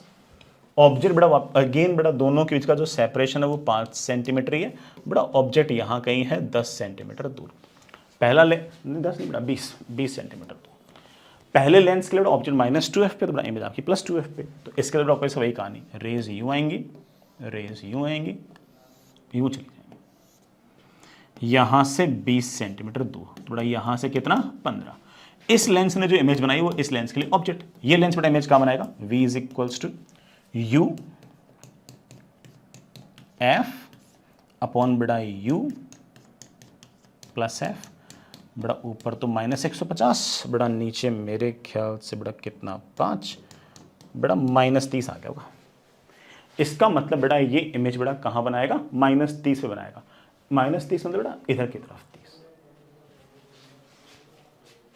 है ना बेटा। देखना 30 centimetre on the left of the lens 2, lens 2 के लेफ्ट में। तो बेटा इसका मतलब सेकंड मैच कर जाएगा बेटा आपके R से, सेकंड मैच कर जाएगा बेटा आपके R से। इसमें सेकंड मैच कर रहा है R से, बेटा इसमें सेकंड मैच कर रहा है T से। तो बेटा ऑफ कोर्स आंसर बेटा कौन सा हो गया? ये आंसर हो गया, ये हमारा आंसर है। बाकी बेटा तुम थर्ड और फोर्थ भी सोल्व कर लेना, बिल्कुल सिंपल प्रोसीजरल सवाल है, मुझे कुछ खास बताने की आवश्यकता है ही नहीं। ठीक है, चलिए बच्चों अगला सवाल सॉल्व करते हैं। ये बेटा जेईई एडवांस 2022 का सवाल है, बिल्कुल आसान सा सवाल है। देखने में लैंग्वेज में हो सकता है कि थोड़ा सा टफ लगे, कैलकुलेशन भी बिल्कुल आसान सी है, बिल्कुल सीधा सपाट सा ही सवाल है। सुनिए, consider a configuration of n identical units, और यूनिट किसको बोल रखा है? ईच कंसिस्टिंग ऑफ, मतलब each unit consisting of 3 layers. The first layer is column of air of height 1/3 centimetre, बेटा 1/3 सेंटीमीटर हाइट की एयर है। सेकेंड और थर्ड लेयर जो है उनकी थिकनेसेस बेटा दे रखी है, ठीक है। एयर की बेटा 1/3 दे रखी थी, और रिफ्रैक्टिव इंडेक्स बेटा दे रखी है √3/2 एंड √3। बेटा ये रूट पूरे में है बेटा, ठीक, और √3, इसका √3/2 बेटा, इसका √3। एक लाइट का सोर्स है, यहाँ कहीं पड़ा है बेटा, ठीक है, ऊपर ही ऊपर। लाइट जो आ रही है बेटा वो एंगल 60 डिग्री पे आ रही है, ठीक, नॉर्मल से। Find the specific value of N. N मतलब बेटा ऐसे कितने यूनिट्स ऐसे मैं सीरीज में लगाऊं so that the light emerges from the bottom of the configuration at a distance 8/√3 centimeter. मतलब यहां से बेटा आपका बल्ब है, बल्ब से परपेंडिकुलर खींच दिया यूं, फिर लाइट बेटा ऐसे चलते चलते चलते यूं चलते चलते चलते ऐसे करते करते यहां से निकलती है। तो ये जो डिस्टेंस है ये अगर आपके पास 8/√3 सेंटीमीटर है तो ये बताओ कि ऐसी कितनी यूनिट्स लगाई। और एक यूनिट में तीन चीजें बेटा, एक तो एयर है, ये एक म्यू1 मीडियम, एक म्यू2 मीडियम, फिर अगली यूनिट है, ठीक, फिर ऐसे n नंबर ऑफ यूनिट्स लगा रखे हैं। तो आपको तो ये पता करना है कि एक यूनिट जो है ना वो रे को आगे कितना ले जाती है। मान लो कि एक यूनिट सामने की तरफ 2 सेंटीमीटर ले जाती है, तो ऐसी 2 यूनिट बेटा 4 सेंटीमीटर लेंगे, ऐसे n units of course n times 2 centimetre ले जाएंगे। तो मुझे तो ये पता करना है कि एक यूनिट सामने की तरफ कितनी रे जाएगी। तो चलिए करते हैं बेटा सॉल्व। थोड़ा बड़ा डायग्राम बनाता हूँ। ये मेरे पास एक यूनिट, सॉरी एक यूनिट नहीं, एक यूनिट के बड़ा अलग अलग मीडियम है ऐसे, ठीक है। इसकी थिकनेस बड़ा √3 -1/2 दे रखी है बड़ा, इसकी थिकनेस भी √3 -1/2 दे रखी है बड़ा, चेक कर लो, हाँ सही दे रखी है। इसका रिफ्रैक्टिव इंडेक्स बड़ा √3/2 दे रखा है, इसका रिफ्रैक्टिव इंडेक्स बड़ा √3 दे रखा है। यहाँ एयर है, रिफ्रैक्टिव इंडेक्स बड़ा आपका 1 है। यहाँ कहीं बड़ा आपका लाइट का सोर्स है और ये एयर है, और ये जो हाइट है बड़ा आपके पास ये 1/3 सेंटीमीटर है। ये जो बड़ा आपका लाइट है यहाँ से बड़ा मैंने कैसे फुट ऑफ परपेंडिकुलर टाइप बना दिया। यहां से रे आई ऐसे, यूं गई बेटा ऐसे। ये वाला जो एंगल है बड़ा आपके पास ये 60 है, तो आपके पास बड़ा ये वाला एंगल भी 60 है।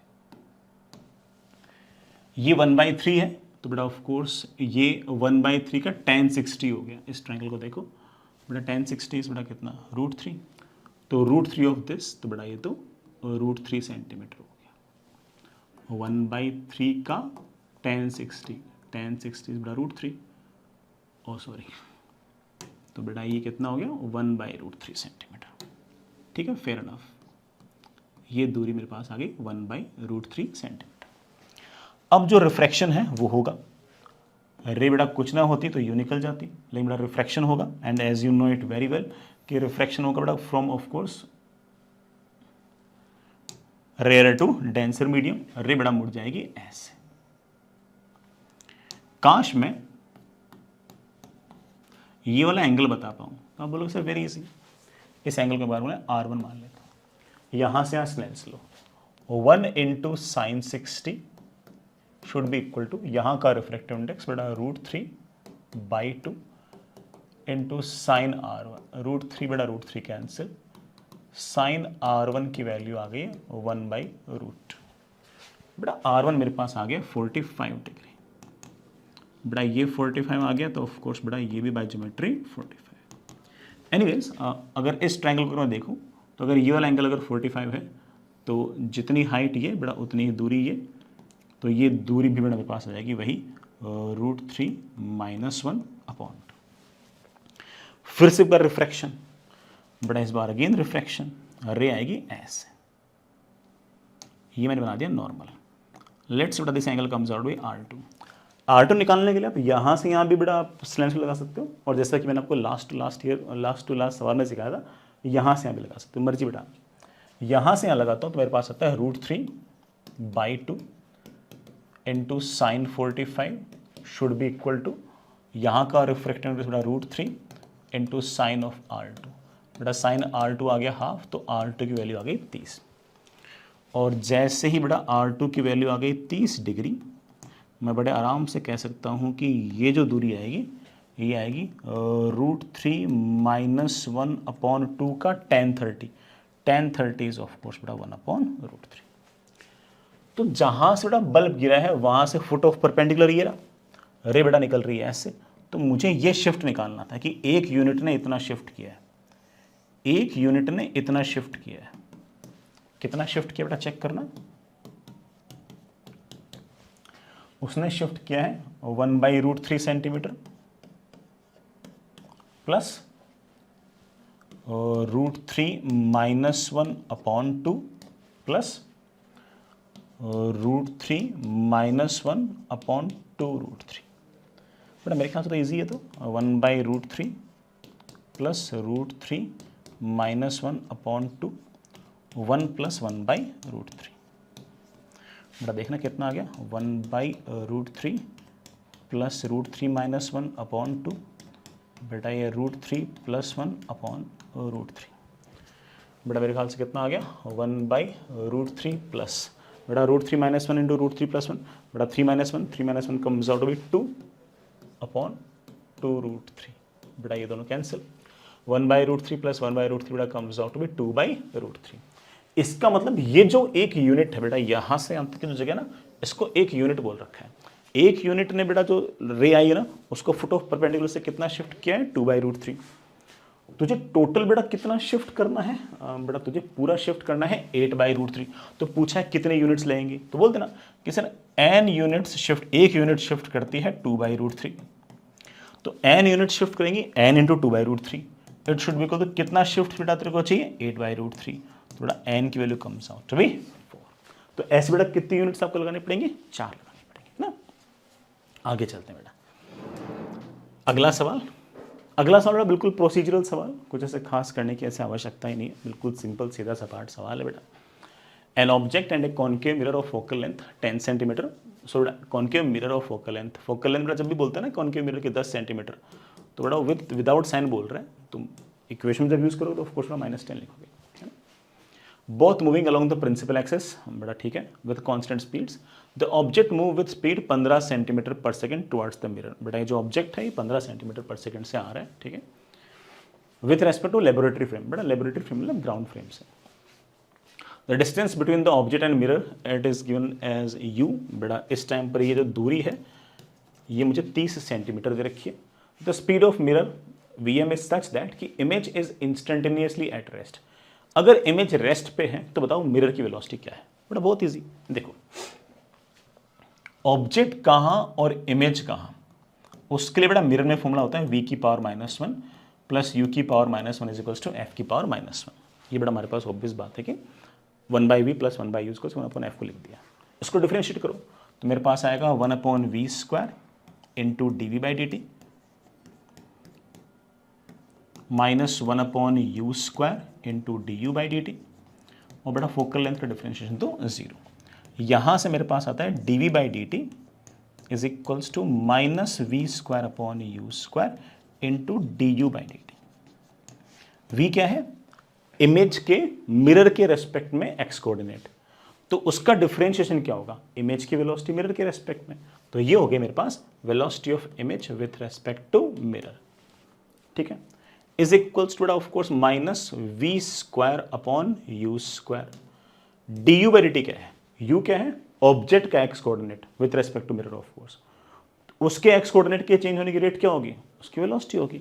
तो ये मेरे पास आ गया velocity of object with respect to mirror. मैं इसे लिख सकता हूँ velocity of image minus velocity of mirror is equals to -v²/u²। बेटा मैं मिरर में सिखा चुका हूँ कि v²/u² को आप ऐसे भी लिख सकते हो f/f माइनस u का s², velocity of object minus बेटा वेलोसिटी ऑफ मिरर। ये स्टैंडर्ड फॉर्मूला बेटा, याद रखना चाहिए, याद भी रख सकते हो। कुल मिलाकर मेरे पास आ गया velocity of image minus velocity of mirror is equals to -f/f minus u का whole square into velocity of object minus velocity of mirror. क्या चाहते हो बेटा, तो मेरे बच्चे बोलेंगे सर सवाल अगर मैं ढंग से पढ़ा है तो सर इमेज को मैं रेस्ट पे चाहता हूँ ग्राउंड के रेस्पेक्ट में। बड़ा परफेक्ट, कोई दिक्कत नहीं है। मिरर की वेलोसिटी मुझसे पूछी है, फोकल लेंथ मुझे दे रखी है, u मुझे दे रखा है, सिर्फ क्या पूछा है, मिरर की वेलोसिटी। बेटा निकाल देंगे, माइनस मिरर की वेलोसिटी, फोकल लेंथ बेटा मेरे ख्याल से -10, फोकल लेंथ बेटा -10, ऑब्जेक्ट का एक्स कोऑर्डिनेट 30। बेटा रेज अगर इस तरफ आएंगे, ये साइड बेटा प्लस, ये साइड माइनस, तो बेटा u की वैल्यू 30 नहीं बेटा -30 है। बेटा माइनस माइनस क्या हो जाएगा, प्लस। वेलोसिटी ऑफ ऑब्जेक्ट, बेटा ऑब्जेक्ट की वेलोसिटी जरा चेक करना कितनी है, शायद 15 थी क्या, हाँ 15। ऑब्जेक्ट की बेटा वेलोसिटी है 15 माइनस मिरर की वेलोसिटी, ठीक है ना, माइनस से माइनस कैंसिल, मिरर की velocity comes out to be, बेटा नीचे प्लस माइनस थोड़ा, बेटा नीचे ऊपर 10 है, बेटा नीचे 20 है, बेटा मेरे ख्याल से 1/4 आ गया होगा। 1/4 is equals to 15 minus V M. बेटा मेरे पास आ गया 4 times V M is equals to 15 minus V M. बेटा 5 times V M comes out to be 15। बेटा वी एम कम्स आउट बेटा ऑफ कोर्स 3 सेंटीमीटर पर सेकेंड। इसका मतलब बेटा मिरर की वेलोसिटी बेटा इस इंसिडेंट पे कितनी होनी चाहिए, 3 सेंटीमीटर पर सेकेंड होना चाहिए। मेरे ख्याल सवाल बेटा इंटीजर में था, तो हाँ इंटीजर में था, तो बेटा 3 आंसर आ जाएगा। ठीक है, आगे चलते हैं बच्चों। नेक्स्ट इज बेटा बहुत ही बढ़िया था सवाल, मतलब ये जेई एडवांस 2023 का सवाल था, और जेई 2023 के अंदर पहली बार पोलराइजेशन, ब्रूस्टर लॉ, ये सब एडवांस के सिलेबस में इंक्लूड किया गया, और बहुत ही प्यारा सा सवाल बनाया गया ये बेटा प्लेन पोलराइजेशन वगैरह का या फिर ब्रूस्टर लॉ का। जिस किसी बच्चे ने वेव ऑप्टिक्स नहीं पढ़ रखी बेटा वो वाला सवाल अभी मत करना, ठीक है, वो वेव ऑप्टिक्स पढ़ने के बाद करना। ठीक है, टाइम स्टैम्प में लिख देना कि हाँ भाई ये वाला सवाल यहाँ पर है। जिन बच्चों ने वेव ऑप्टिक्स पढ़ रखी है वो बड़े आराम से इसका बड़ा सोल्यूशन समझ सकते हैं, आप मेरे पे भरोसा रख के, मैं बड़े आराम से, बल्कि थोड़ा और बेसिक से बताऊंगा कि क्योंकि कोई बच्चा अगर फंस रखा हो तो, क्योंकि इसका सोल्यूशन इतना आसान है नहीं, है ना। A plane polarized blue light is incident on a prism. Sir ये प्लेन पोलराइज्ड क्या है समझाता हूँ, सुनना। Is blue light is incident on a prism such that there is no reflection from the surface of the prism। बड़ा plane polarized blue light आती है, कोई रिफ्लेक्शन नहीं होता, सारी रे अंदर जाती है। The angle of deviation of the emergent ray is 60 degree. बड़ा जो एंगल ऑफ डेविएशन है वो 60 डिग्री है। The angle of minimum deviation for red light, बड़ा ये रेड लाइट वाला काम है, मैं कलर बड़ा चेंज कर देता हूँ। रेड लाइट बड़ा ये रही, रेड लाइट आती है, रेड लाइट बेटा यूं भी जाती है और रेड लाइट यूं भी जाती है। हाँ, रेड लाइट यूं भी जाती है। हाँ, the angle of minimum deviation of red light for same prism, बड़ा प्रिज्म सेम है, इज 30 डिग्री। उसका डेविएशन 60 है, इसका 30 है, लेकिन ध्यान देना उसका डेविएशन 60 मिनिमम नहीं है, बस 60 है, लेकिन इसका जो डेविएशन 30 दे रखा ना सेम प्रिज्म से, वो 30 दे रखा है।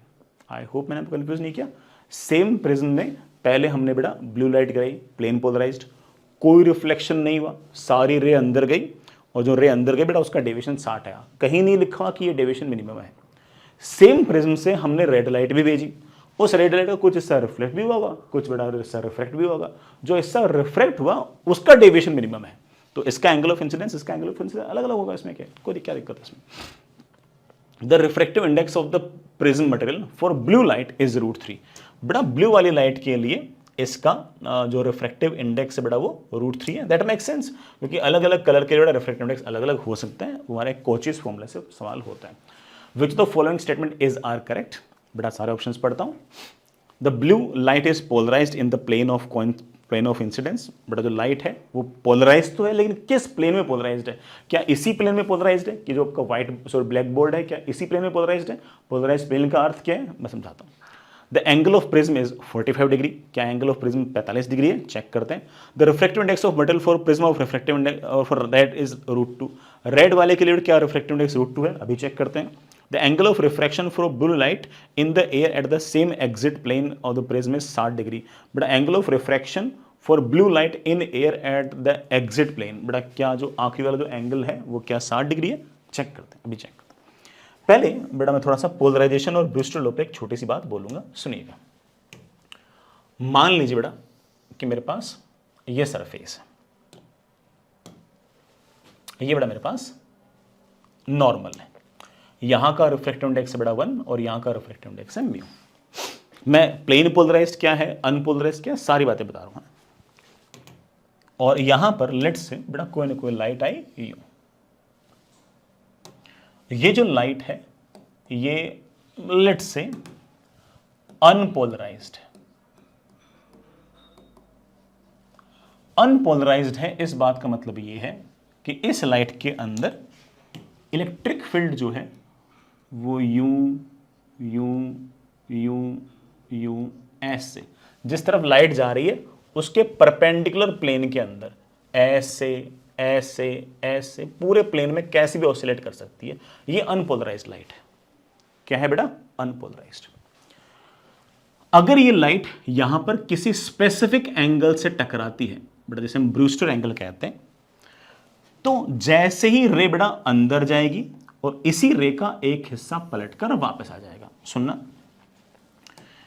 अगर इस स्पेसिफिक एंगल पे जाएगी, इस स्पेसिफिक एंगल का बेटा एक फॉर्मूला है और वो है कि tan ऑफ आई बी, बेटा इस एंगल का नाम क्या है, Brewster angle, is equal to mu. ये कहता है कि इस एंगल पर अगर आप इंसिडेंस कराओगे तो ये जो लाइट आपकी अंदर रिफ्रैक्ट हुई है ये पोलराइज हो जाएगी, ये पोलराइज हो जाएगी। पोलराइज होने का मतलब ये है कि जो इलेक्ट्रिक फील्ड बेटा पहले यूं यूं ऐसे ऐसे हर तरफ ऑसिलेट कर रही थी, वो सिर्फ और सिर्फ अब इलेक्ट्रिक फील्ड ऐसे ऐसे ही ऑसिलेट करेगी, ऐसे ऐसे ही ऑसिलेट करेगी।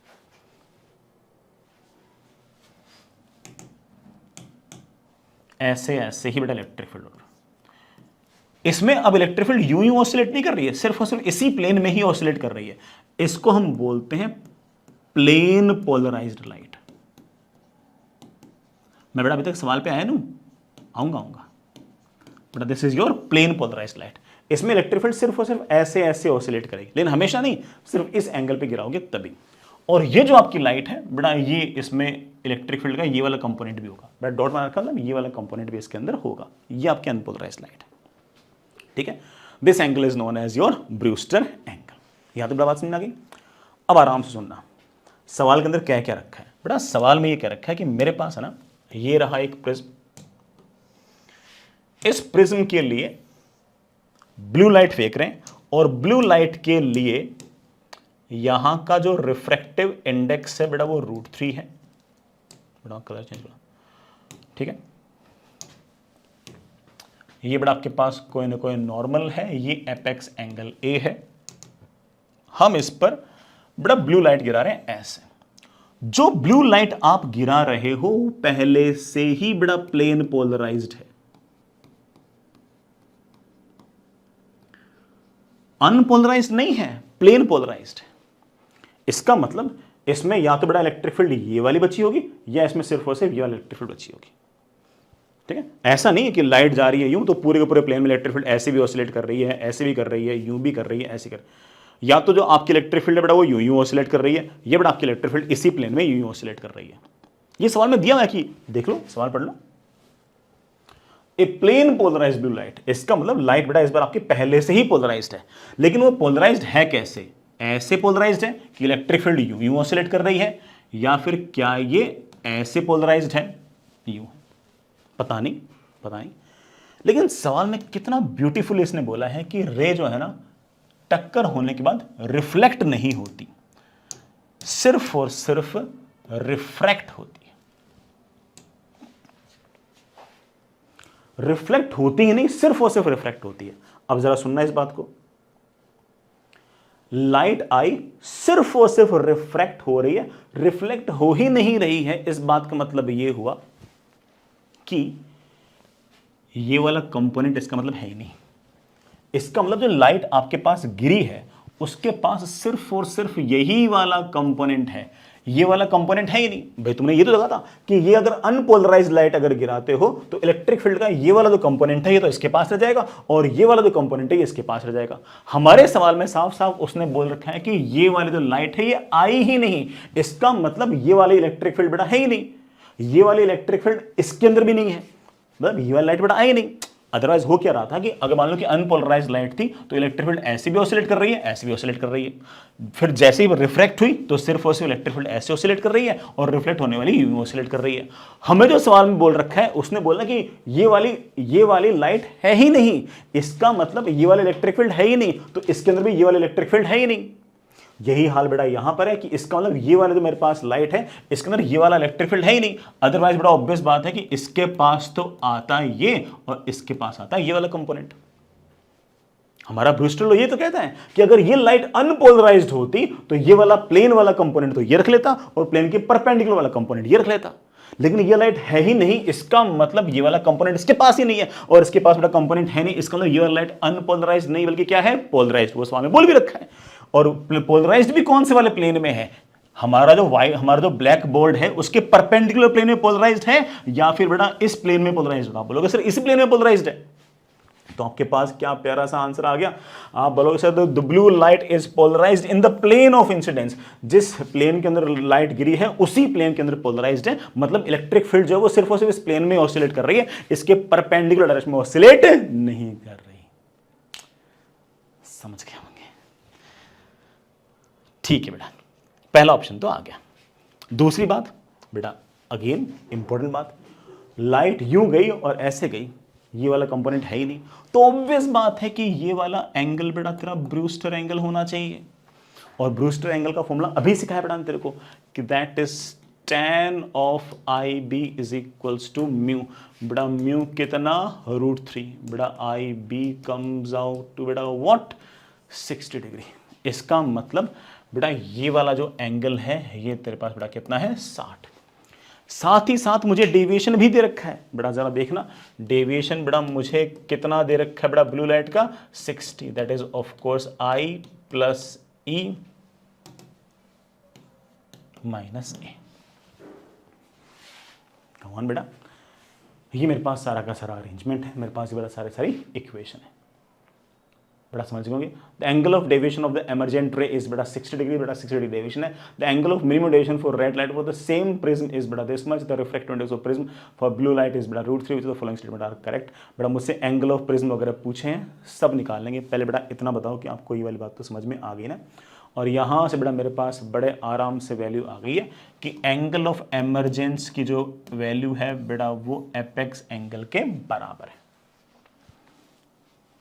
बेटा यहाँ पर ये जो रे बेटा बाहर निकली है ये एंगल ऑफ एमर्जेंस है, ये बेटा एपेक्स एंगल के बराबर। ये बात बेटा किसकी हुई, रेड, ये बात हुई है ब्लू वाले की। अब रेड वाले की इंफॉर्मेशन की बात करते हैं। रेड वाले में जेई ने बेटा जो सवाल बनाया ना, उसमें उन्होंने रेड कलर को यूं आते हुए दिखाया और एक इसका यूं जाते हुए दिखाया। इसका मतलब बेटा ऑब्वियस बात है कि इसका मतलब ये कि उसमें ये वाला एंगल बेटा ब्रूस्टर एंगल के बराबर नहीं है बेटा। फिर रे यूं अंदर आके मिनिमम डेविएशन बेटा कितना कर रही है उसका, 30। जैसे ही हमारे पास ये रिजल्ट आ गया कि E इज इक्वल्स टू ए, हम अब बेटा बड़े आराम से एपेक्स एंगल का एक हल्का फुल्का आइडिया ले सकते हैं। कैसे बेटा देखना, लेट्स से बेटा this angle comes out to be R1, बेटा this angle comes out to be R1। मैं एक बार इसको R ही मान लूँ यार। यहां से स्नेल्स लो, बेटा देखना क्या स्नेल्स लो होगा, 1 into sine 60 is equals to n times sine of R। अरे बेटा n तो बताइए, √3 टाइम्स साइन R। ठीक है ना, √3 से बड़ा √3 कैंसिल हो गया बेटा, this angle comes out to be 30 degree. Perfect बेटा, परफेक्ट। ये वाला जो एंगल है बेटा, ये वाला एंगल आपका एपेक्स एंगल के बराबर है। ये वाला एंगल आपके पास अगर 30 है तो बेटा this angle will be obviously बेटा A माइनस 30। इन दोनों का सम बेटा हमेशा A होता है, तो ये A माइनस 30।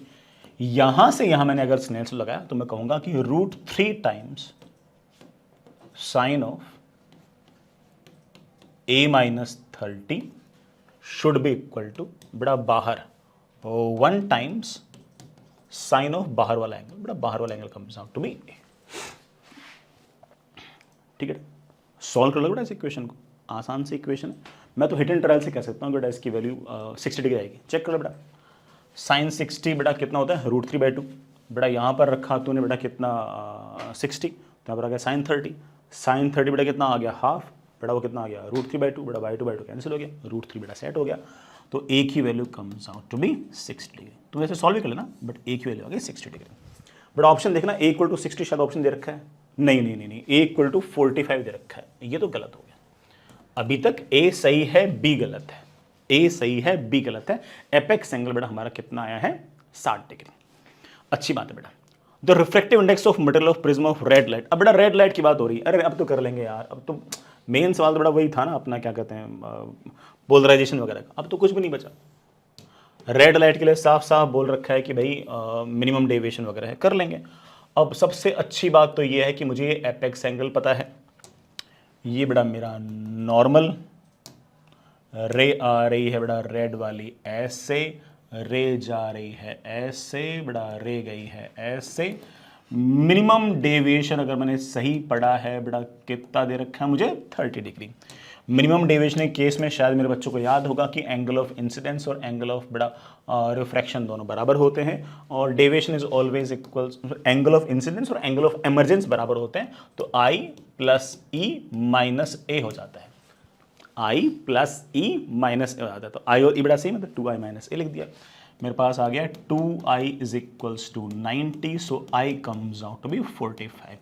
इसका मतलब रेड का जो एंगल ऑफ इंसिडेंस है वो 45 डिग्री है। सर ब्लू का तो अलग था, हमारा ब्लू का अलग था, रेड का अलग है। उन्होंने कब कहा, उन्होंने कहा प्रिज्म सेम है, एंगल ऑफ इंसिडेंस थोड़ी सेम कहा उसने। Angle of incidence 45, but angle of incidence of red का अगर पूछ रखा होता ना बोलते, मेरे ख्याल से नहीं पूछ रखा। ठीक है, अब बेटा क्या पूछ रखा है, the refractive index of material पूछ रखा है रेड लाइट के लिए। बेटा रेड लाइट के लिए अगर तेरे को रिफ्रैक्टिव इंडेक्स चाहिए तो बेटा यहां से आंसर लगा दे। बेटा बोलना 1 into sine 45 is equals to red का refractive index into sine of अंदर वाला एंगल। बेटा तो जानता है कि मिनिमम डेविएशन वाले केस में अंदर वाला जो एंगल होता है वो हमेशा एपेक्स एंगल अपॉन 2 होता है, तो बेटा this comes out with 30 sine 30। बेटा साइन 30 कम्स आउट हाफ, बड़ा 2 गया ऊपर, तो रेड का रिफ्रैक्टिव इंडेक्स इस, सॉरी रेड का नहीं, प्रिज्म का रिफ्रैक्टिव इंडेक्स है रेड के लिए कितना आ गया, √2। मेरे ख्याल से बेटा आपका जो थर्ड ऑप्शन है बेटा वो भी सही हो गया, ए सही हो गया, सी सही हो गया। The angle of refraction for blue light in air at the exit of the prism is 60 degree. सही लग रहा है बेटा, जो हमारा ब्लू लाइट था उसका एंगल ऑफ रिफ्रैक्शन एग्जिट के टाइम ई है और ई की वैल्यू ए के बराबर है और ए हम निकाल चुके बेटा कितना, 60। सही बात है, ठीक है। वैसे बेटा सवाल में बोल नहीं रखा, लेकिन बात बोलूं कि ब्लू का भी इस केस के अंदर मिनिमम डेविएशन ही है, क्योंकि इस केस में आई और ई की वैल्यू सेम आ रही है, तो ब्लू का भी ये डेविएशन मिनिमम ही है। हालांकि सवाल में दिया नहीं था, बट करते करते हम समझ गए कि चेक कर लो आई और ई की वैल्यू सेम आ रही है ना, R1 R2 दोनों 30-30 आ रहे हैं, तो ये ब्लू का भी मिनिमम डेविएशन ही है। हालांकि दिया नहीं था, जरूरत नहीं थी। ठीक है बेटा, अगेन बेटा बाकी बच्चे इस सवाल को छोड़ देना, किसी बच्चे ने अगर वेव ऑप्टिक्स वगैरह नहीं पढ़ रखी कोई बात नहीं बेटा, बाद में पढ़ ही लेना। हालांकि मैंने कोशिश की है कि ना वो मैं आपको जो बेसिक है उससे बताऊं, बट फिर बेटा ठीक है थोड़ा तो पढ़ के आना पड़ता है ना। एक ऑप्टिकल अरेंजमेंट दे रखा है, कॉन्केव मिरर है बेटा M1 N2 और एक लेंस है, सबके बेटा प्रिंसिपल एक्सिस सेम है। तो focal length of lens is 10 centimeter, बड़ा इसकी फोकल लेंथ दे रखी है 10 centimeter. The radius of curvature of M1 and M2 are 20 centimeter and 24 centimeter. तो इसकी फोकल लेंथ बड़ा -10, इसकी फोकल लेंथ बड़ा -12, ये दोनों कॉन्केव है इसलिए। The distance between lens and M2 is 20 centimetre, बड़ा ये 20 सेंटीमीटर डिस्टेंस दे रखी है। A point object S is placed at mid point between L and M2, बड़ा मिड पॉइंट मतलब यहां से भी 10, यहां से भी 10, ठीक है। When the distance between L and M1 is n/7, बेटा L और M1 के बीच में दूरी जब n/7 है तो बताओ तो इमेज फाइन, तो वन ऑफ द इमेजेस, बड़ा खूब सारे इमेज बनेंगे, one of the images will coincide S, मतलब जहां पर एस है वहीं पर फाइनल इमेज बनेगी। तो ऑफ कोर्स बेटा से खूब सारे आंसर आ सकते हैं, है ना, खूब सारे आंसर आ सकते हैं। जेई ने बेटा इसके कुल मिलाकर 3 आंसर दिए थे, बेटा जेई ने इसके कुल मिलाकर बेटा 3 आंसर दिए थे। मैं एक बार आपको तीनों करके दिखाता हूं।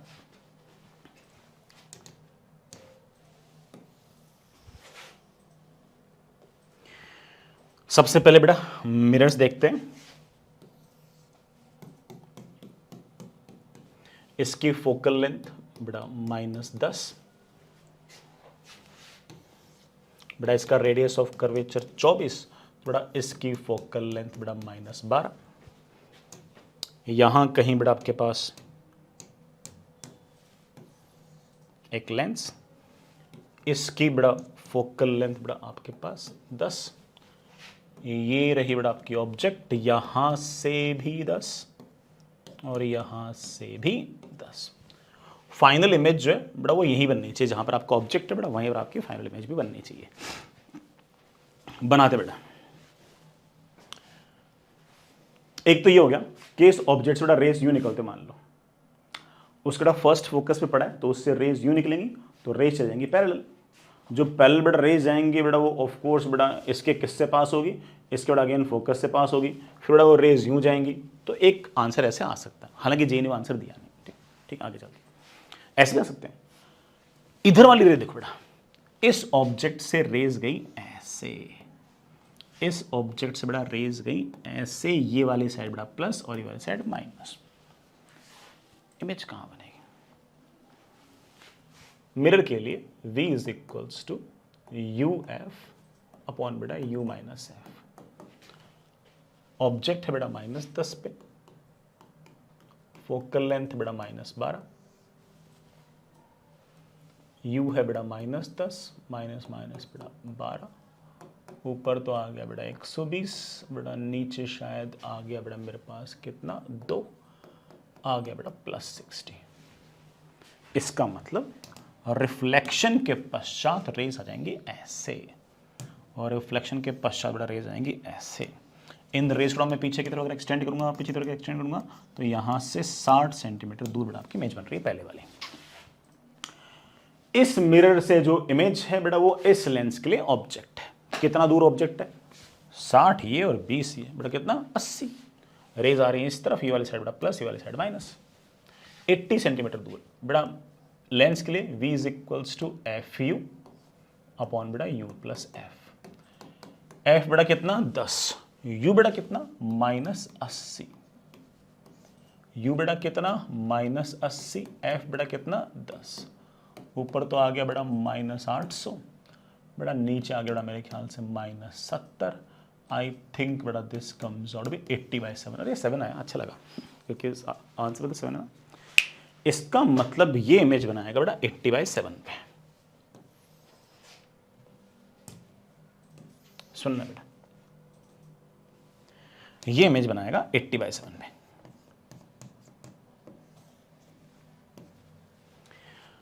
अब देखो क्या क्या पॉसिबल है। मुझे फाइनल इमेज जो ना वो यहीं पे चाहिए, फाइनल बेटा इमेज जो मुझे यहीं पे चाहिए। अब मेरे पास एक प्लान है। देखो, एक तो ये है कि ये रेज आए आए आए आए और इस मिरर के फोकस से गुजर जाए। क्यों सर, उससे क्या होगा? बेटा फोकस से अगर गुजरेंगी ना तो मैं इसका डायग्राम थोड़ा कॉपी कर लेता हूं। अगर ये मिरर के फोकस से अगर गुजरा तो तुम जानते हो रिफ्लेक्शन के पश्चात ये रेज हो जाएंगी पैरेलल। रिफ्लेक्शन के पश्चात बेटा रेज हो जाएंगी पैरेलल, और ये पैरेलल रेज जब लेंस पे जाएंगी बेटा, लेंस तुम जानते हो कहां पर फोकस करेगा इनको? बेटा वो फोकस करेगा अपने सेकंड फोकस पे, और लेंस की फोकल लेंथ तो कितनी है 10, और ये दूरी भी कितनी है 10। ये ले बेटा, ये इमेज यहां बन जाएगी। ठीक है, इसने बेटा 80/7 बना दिया, और ये इसका बड़ा फोकस हो जाए तो रेज जैसे रिफ्लेक्ट होंगी पैरेलल जाएंगे, पैरेलल होने के बाद ये फोकस भेज देगा, और बड़ा फोकस पे तो इसका ऑब्जेक्ट पड़ा था। दूरी कितनी हुई? दूरी हुई 80/7 तो ये, 80/7 तो ये, और बड़ा ये फोकस, बड़ा ये दूरी कितनी हो गई 10 प्लस 80/7 बेटा मेरे ख्याल से आंसर आ गया 150/7। बेटा वो n/7 दे रखा तो n की वैल्यू कितनी आ गई 150। परफेक्ट। हो सकता है कि बच्चों को ना जो मैंने क्लास में सिखाई थी कि रे रिट्रेस बैक वाला फंडा भी सिखाया था कि रे जिस रास्ते से गई थी उसी रास्ते से वापस भी आ जाए। तो कोई बच्चा ये बोलेगा कि सर एक काम करो कि ये रे जाए जाए जाए जाए जाए और मिरर के सेंटर ऑफ कर्वेचर से गुजर जाए। क्या फायदा बेटा? ये रे जाएगी जाएगी जाएगी, मिरर के सेंटर ऑफ कर्वेचर से अगर गुजरेगी तो मिरर को कैसे स्ट्राइक करेगी? परपेंडिकुलरली। और अगर परपेंडिकुलरली स्ट्राइक करेगी तो ये रे वापस पलट के यूं जाएगी, फिर ये रे वापस पलट के यूं जाएगी, फिर ये रे वापस यूं पलट के जाएगी, और कोई ना कोई इमेज बेटा वापस से उसी ऑब्जेक्ट बन जाएगी। काफी रिफ्लेक्शन के बाद लेकिन बनेगी वहीं पे। तो इसका मतलब ये जो लेंस ने इमेज बनाई है ये मिरर के सेंटर ऑफ कर्वेचर पे बना दे। बड़ा सेंटर ऑफ कर्वेचर यहां से कितना दूर होगा? 20 सेंटीमीटर। 20 और 80/7 बेड़ा 140 और 80 कितना हो गया? 220/7 इज इक्वल्स टू n/7। तो n कम्स आउट विद 220। एक और है, वो भी मैं हो सकता है मेरे बच्चों को याद हो, मैंने क्लास में सिखा रखा बेटा तुम लोगों को। एक और था कि ये जो दूरी है ना, ये जो दूरी है यही 80/7 हो जाए। मतलब कि ये जो लेंस है ये इमेज ही बेटा कहां बनाए? इस मिरर के पोल पे।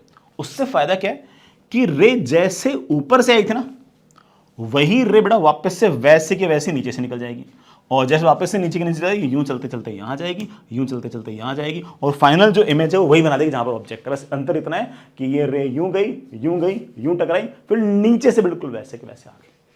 तो 3 केस बन गए कि लेंस मिरर के फोकस से बनाए, लेंस मिरर के पोल बनाए, और लेंस मिरर के रेडियस ऑफ कर्वेचर बनाए। तो एक आंसर हो रहा है बेटा कितना, 80/7।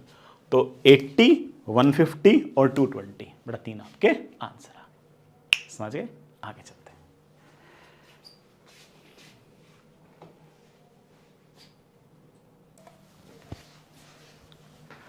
आगे चलते बेटा, एक सवाल और करते हैं। जेईई एडवांस 2023 का एक सवाल और है। हालांकि ये सवाल बेटा एरर का ज़्यादा है, और ऐसा बेटा कोई लेंस वेंस का तो इतना बहुत बड़ा यूज़ है नहीं। ये वाला सवाल मैंने क्लास में पहले से ही मतलब बेटा तुम्हें करा रखा है, ठीक है, क्लास एग्जाम्पल्स में से ही। बट फिर भी चलिए सुन लीजिए बेटा, मैं बस ऐसा होता है कि बेटा एडवांस में वैल्यूज अलग हो, मैंने बेटा पहले कोई और वैल्यू से कराया हो। तो ये एरर एंड मेजरमेंट वाले चैप्टर में ना वो पहले से करा रखे हैं। एक्सपेरिमेंट बेटा, focal length of a thin convex lens, the distance of object from the lens is 10 centimeter. बेटा कोई लेंस है, जो ऑब्जेक्ट है बेटा वो यहाँ कहीं है 10 सेंटीमीटर दूर। हालांकि बेटा इसमें एरर है कितना, 10 ± 0.1। And the distance of real image, बेटा रियल इमेज सामने बनेगी वो 20 सेंटीमीटर पे है। इसमें बेटा एरर है ± 0.2 सेंटीमीटर की एरर है। तो determination of focal length of the lens in percentage, बेटा फोकल लेंथ के अंदर कितने परसेंटेज एरर हो सकती है, सोचते हैं बेटा। जब भी इस तरह का सवाल आए बेटा, मैंने तुम्हें 2 जगह सिखा रखा है। रेजिस्टेंस में पैरेलल के अंदर कॉम्बिनेशन में कैसे एरर निकालते हैं, तब भी ये सिखाया था। कैपेसिटर में सीरीज में एरर कैसे निकालते हैं, तब भी ये सिखाया था। वही बेटा वापस से है, 1/v - 1/u is equals to 1/f। पूरी इक्वेशन में डिफरेंशिएट कर दो। 1/v का डिफरेंशिएशन होगा -1/v² इंटू dv। इसका डिफरेंशिएशन होगा बेटा 1/u² इंटू du। बस बेटा एरर में जहां जहां माइनस था ना वहां वहां प्लस लिखते थे। और 1/f का इंटीग्रेशन होगा -1/f² इंटू df। मुझे परसेंटेज एरर इन f पूछिए, थोड़ा मुझसे सवाल के अंदर ये पूछा गया, बताओ df/f इंटू 100 कितना होगा।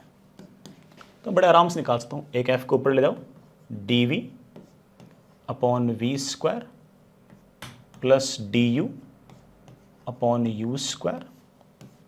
Into f into 100। यह आंसर आना चाहिए। सिर्फ बड़ा वैल्यूज रखने कुछ खास काम है नहीं। पहले एक काम करते बेटा, f निकाल लेते हैं। ये वाले साइड बेटा प्लस और ये वाले साइड माइनस। v की वैल्यू बेटा 20, u की वैल्यू बेटा है -10, 20 बेटा ऐसे, 1 + 2 बेटा फोकल लेंथ बेटा मेरे ख्याल से बेटा कितनी आ गई, 20/3। रखते बेटा dv, v में एरर 0.2, v² बेटा 400 लिख दो, du बेटा 0.1, u² बेटा कितना हो गया 100, f बेटा कितना है 20/3 इंटू 100। कैलकुलेशन देखना बेटा, 100 100 100 तो निपट गया। 0.2 प्लस 0.4/4 इंटू 20/3।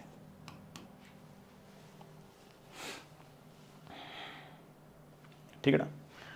0.2 प्लस 0.4 बेटा मेरे ख्याल से 0.6 इंटू 20/4 इंटू 3।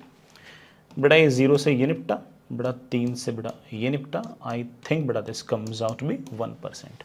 तो जो मैक्सिमम पॉसिबल एरर है बेटा that comes out to be 1%। ठीक है। ऐसे ही बेटा रेजिस्टेंस अगर पैरेलल में होंगे तब भी उनकी रेजिस्टेंस बेटा एरर भी ऐसे निकालते हैं। कैपेसिटर अगर सीरीज में हो बेटा तब भी ऐसे निकालते हैं। क्लास का एग्जाम्पल है बेटा, जेईई ने 2023 में वाला सवाल पूछ ही रखा है। ठीक है। आगे बेटा किस चैप्टर के बनाने हैं आप मुझे कमेंट बॉक्स में लिख के बता भी सकते हो।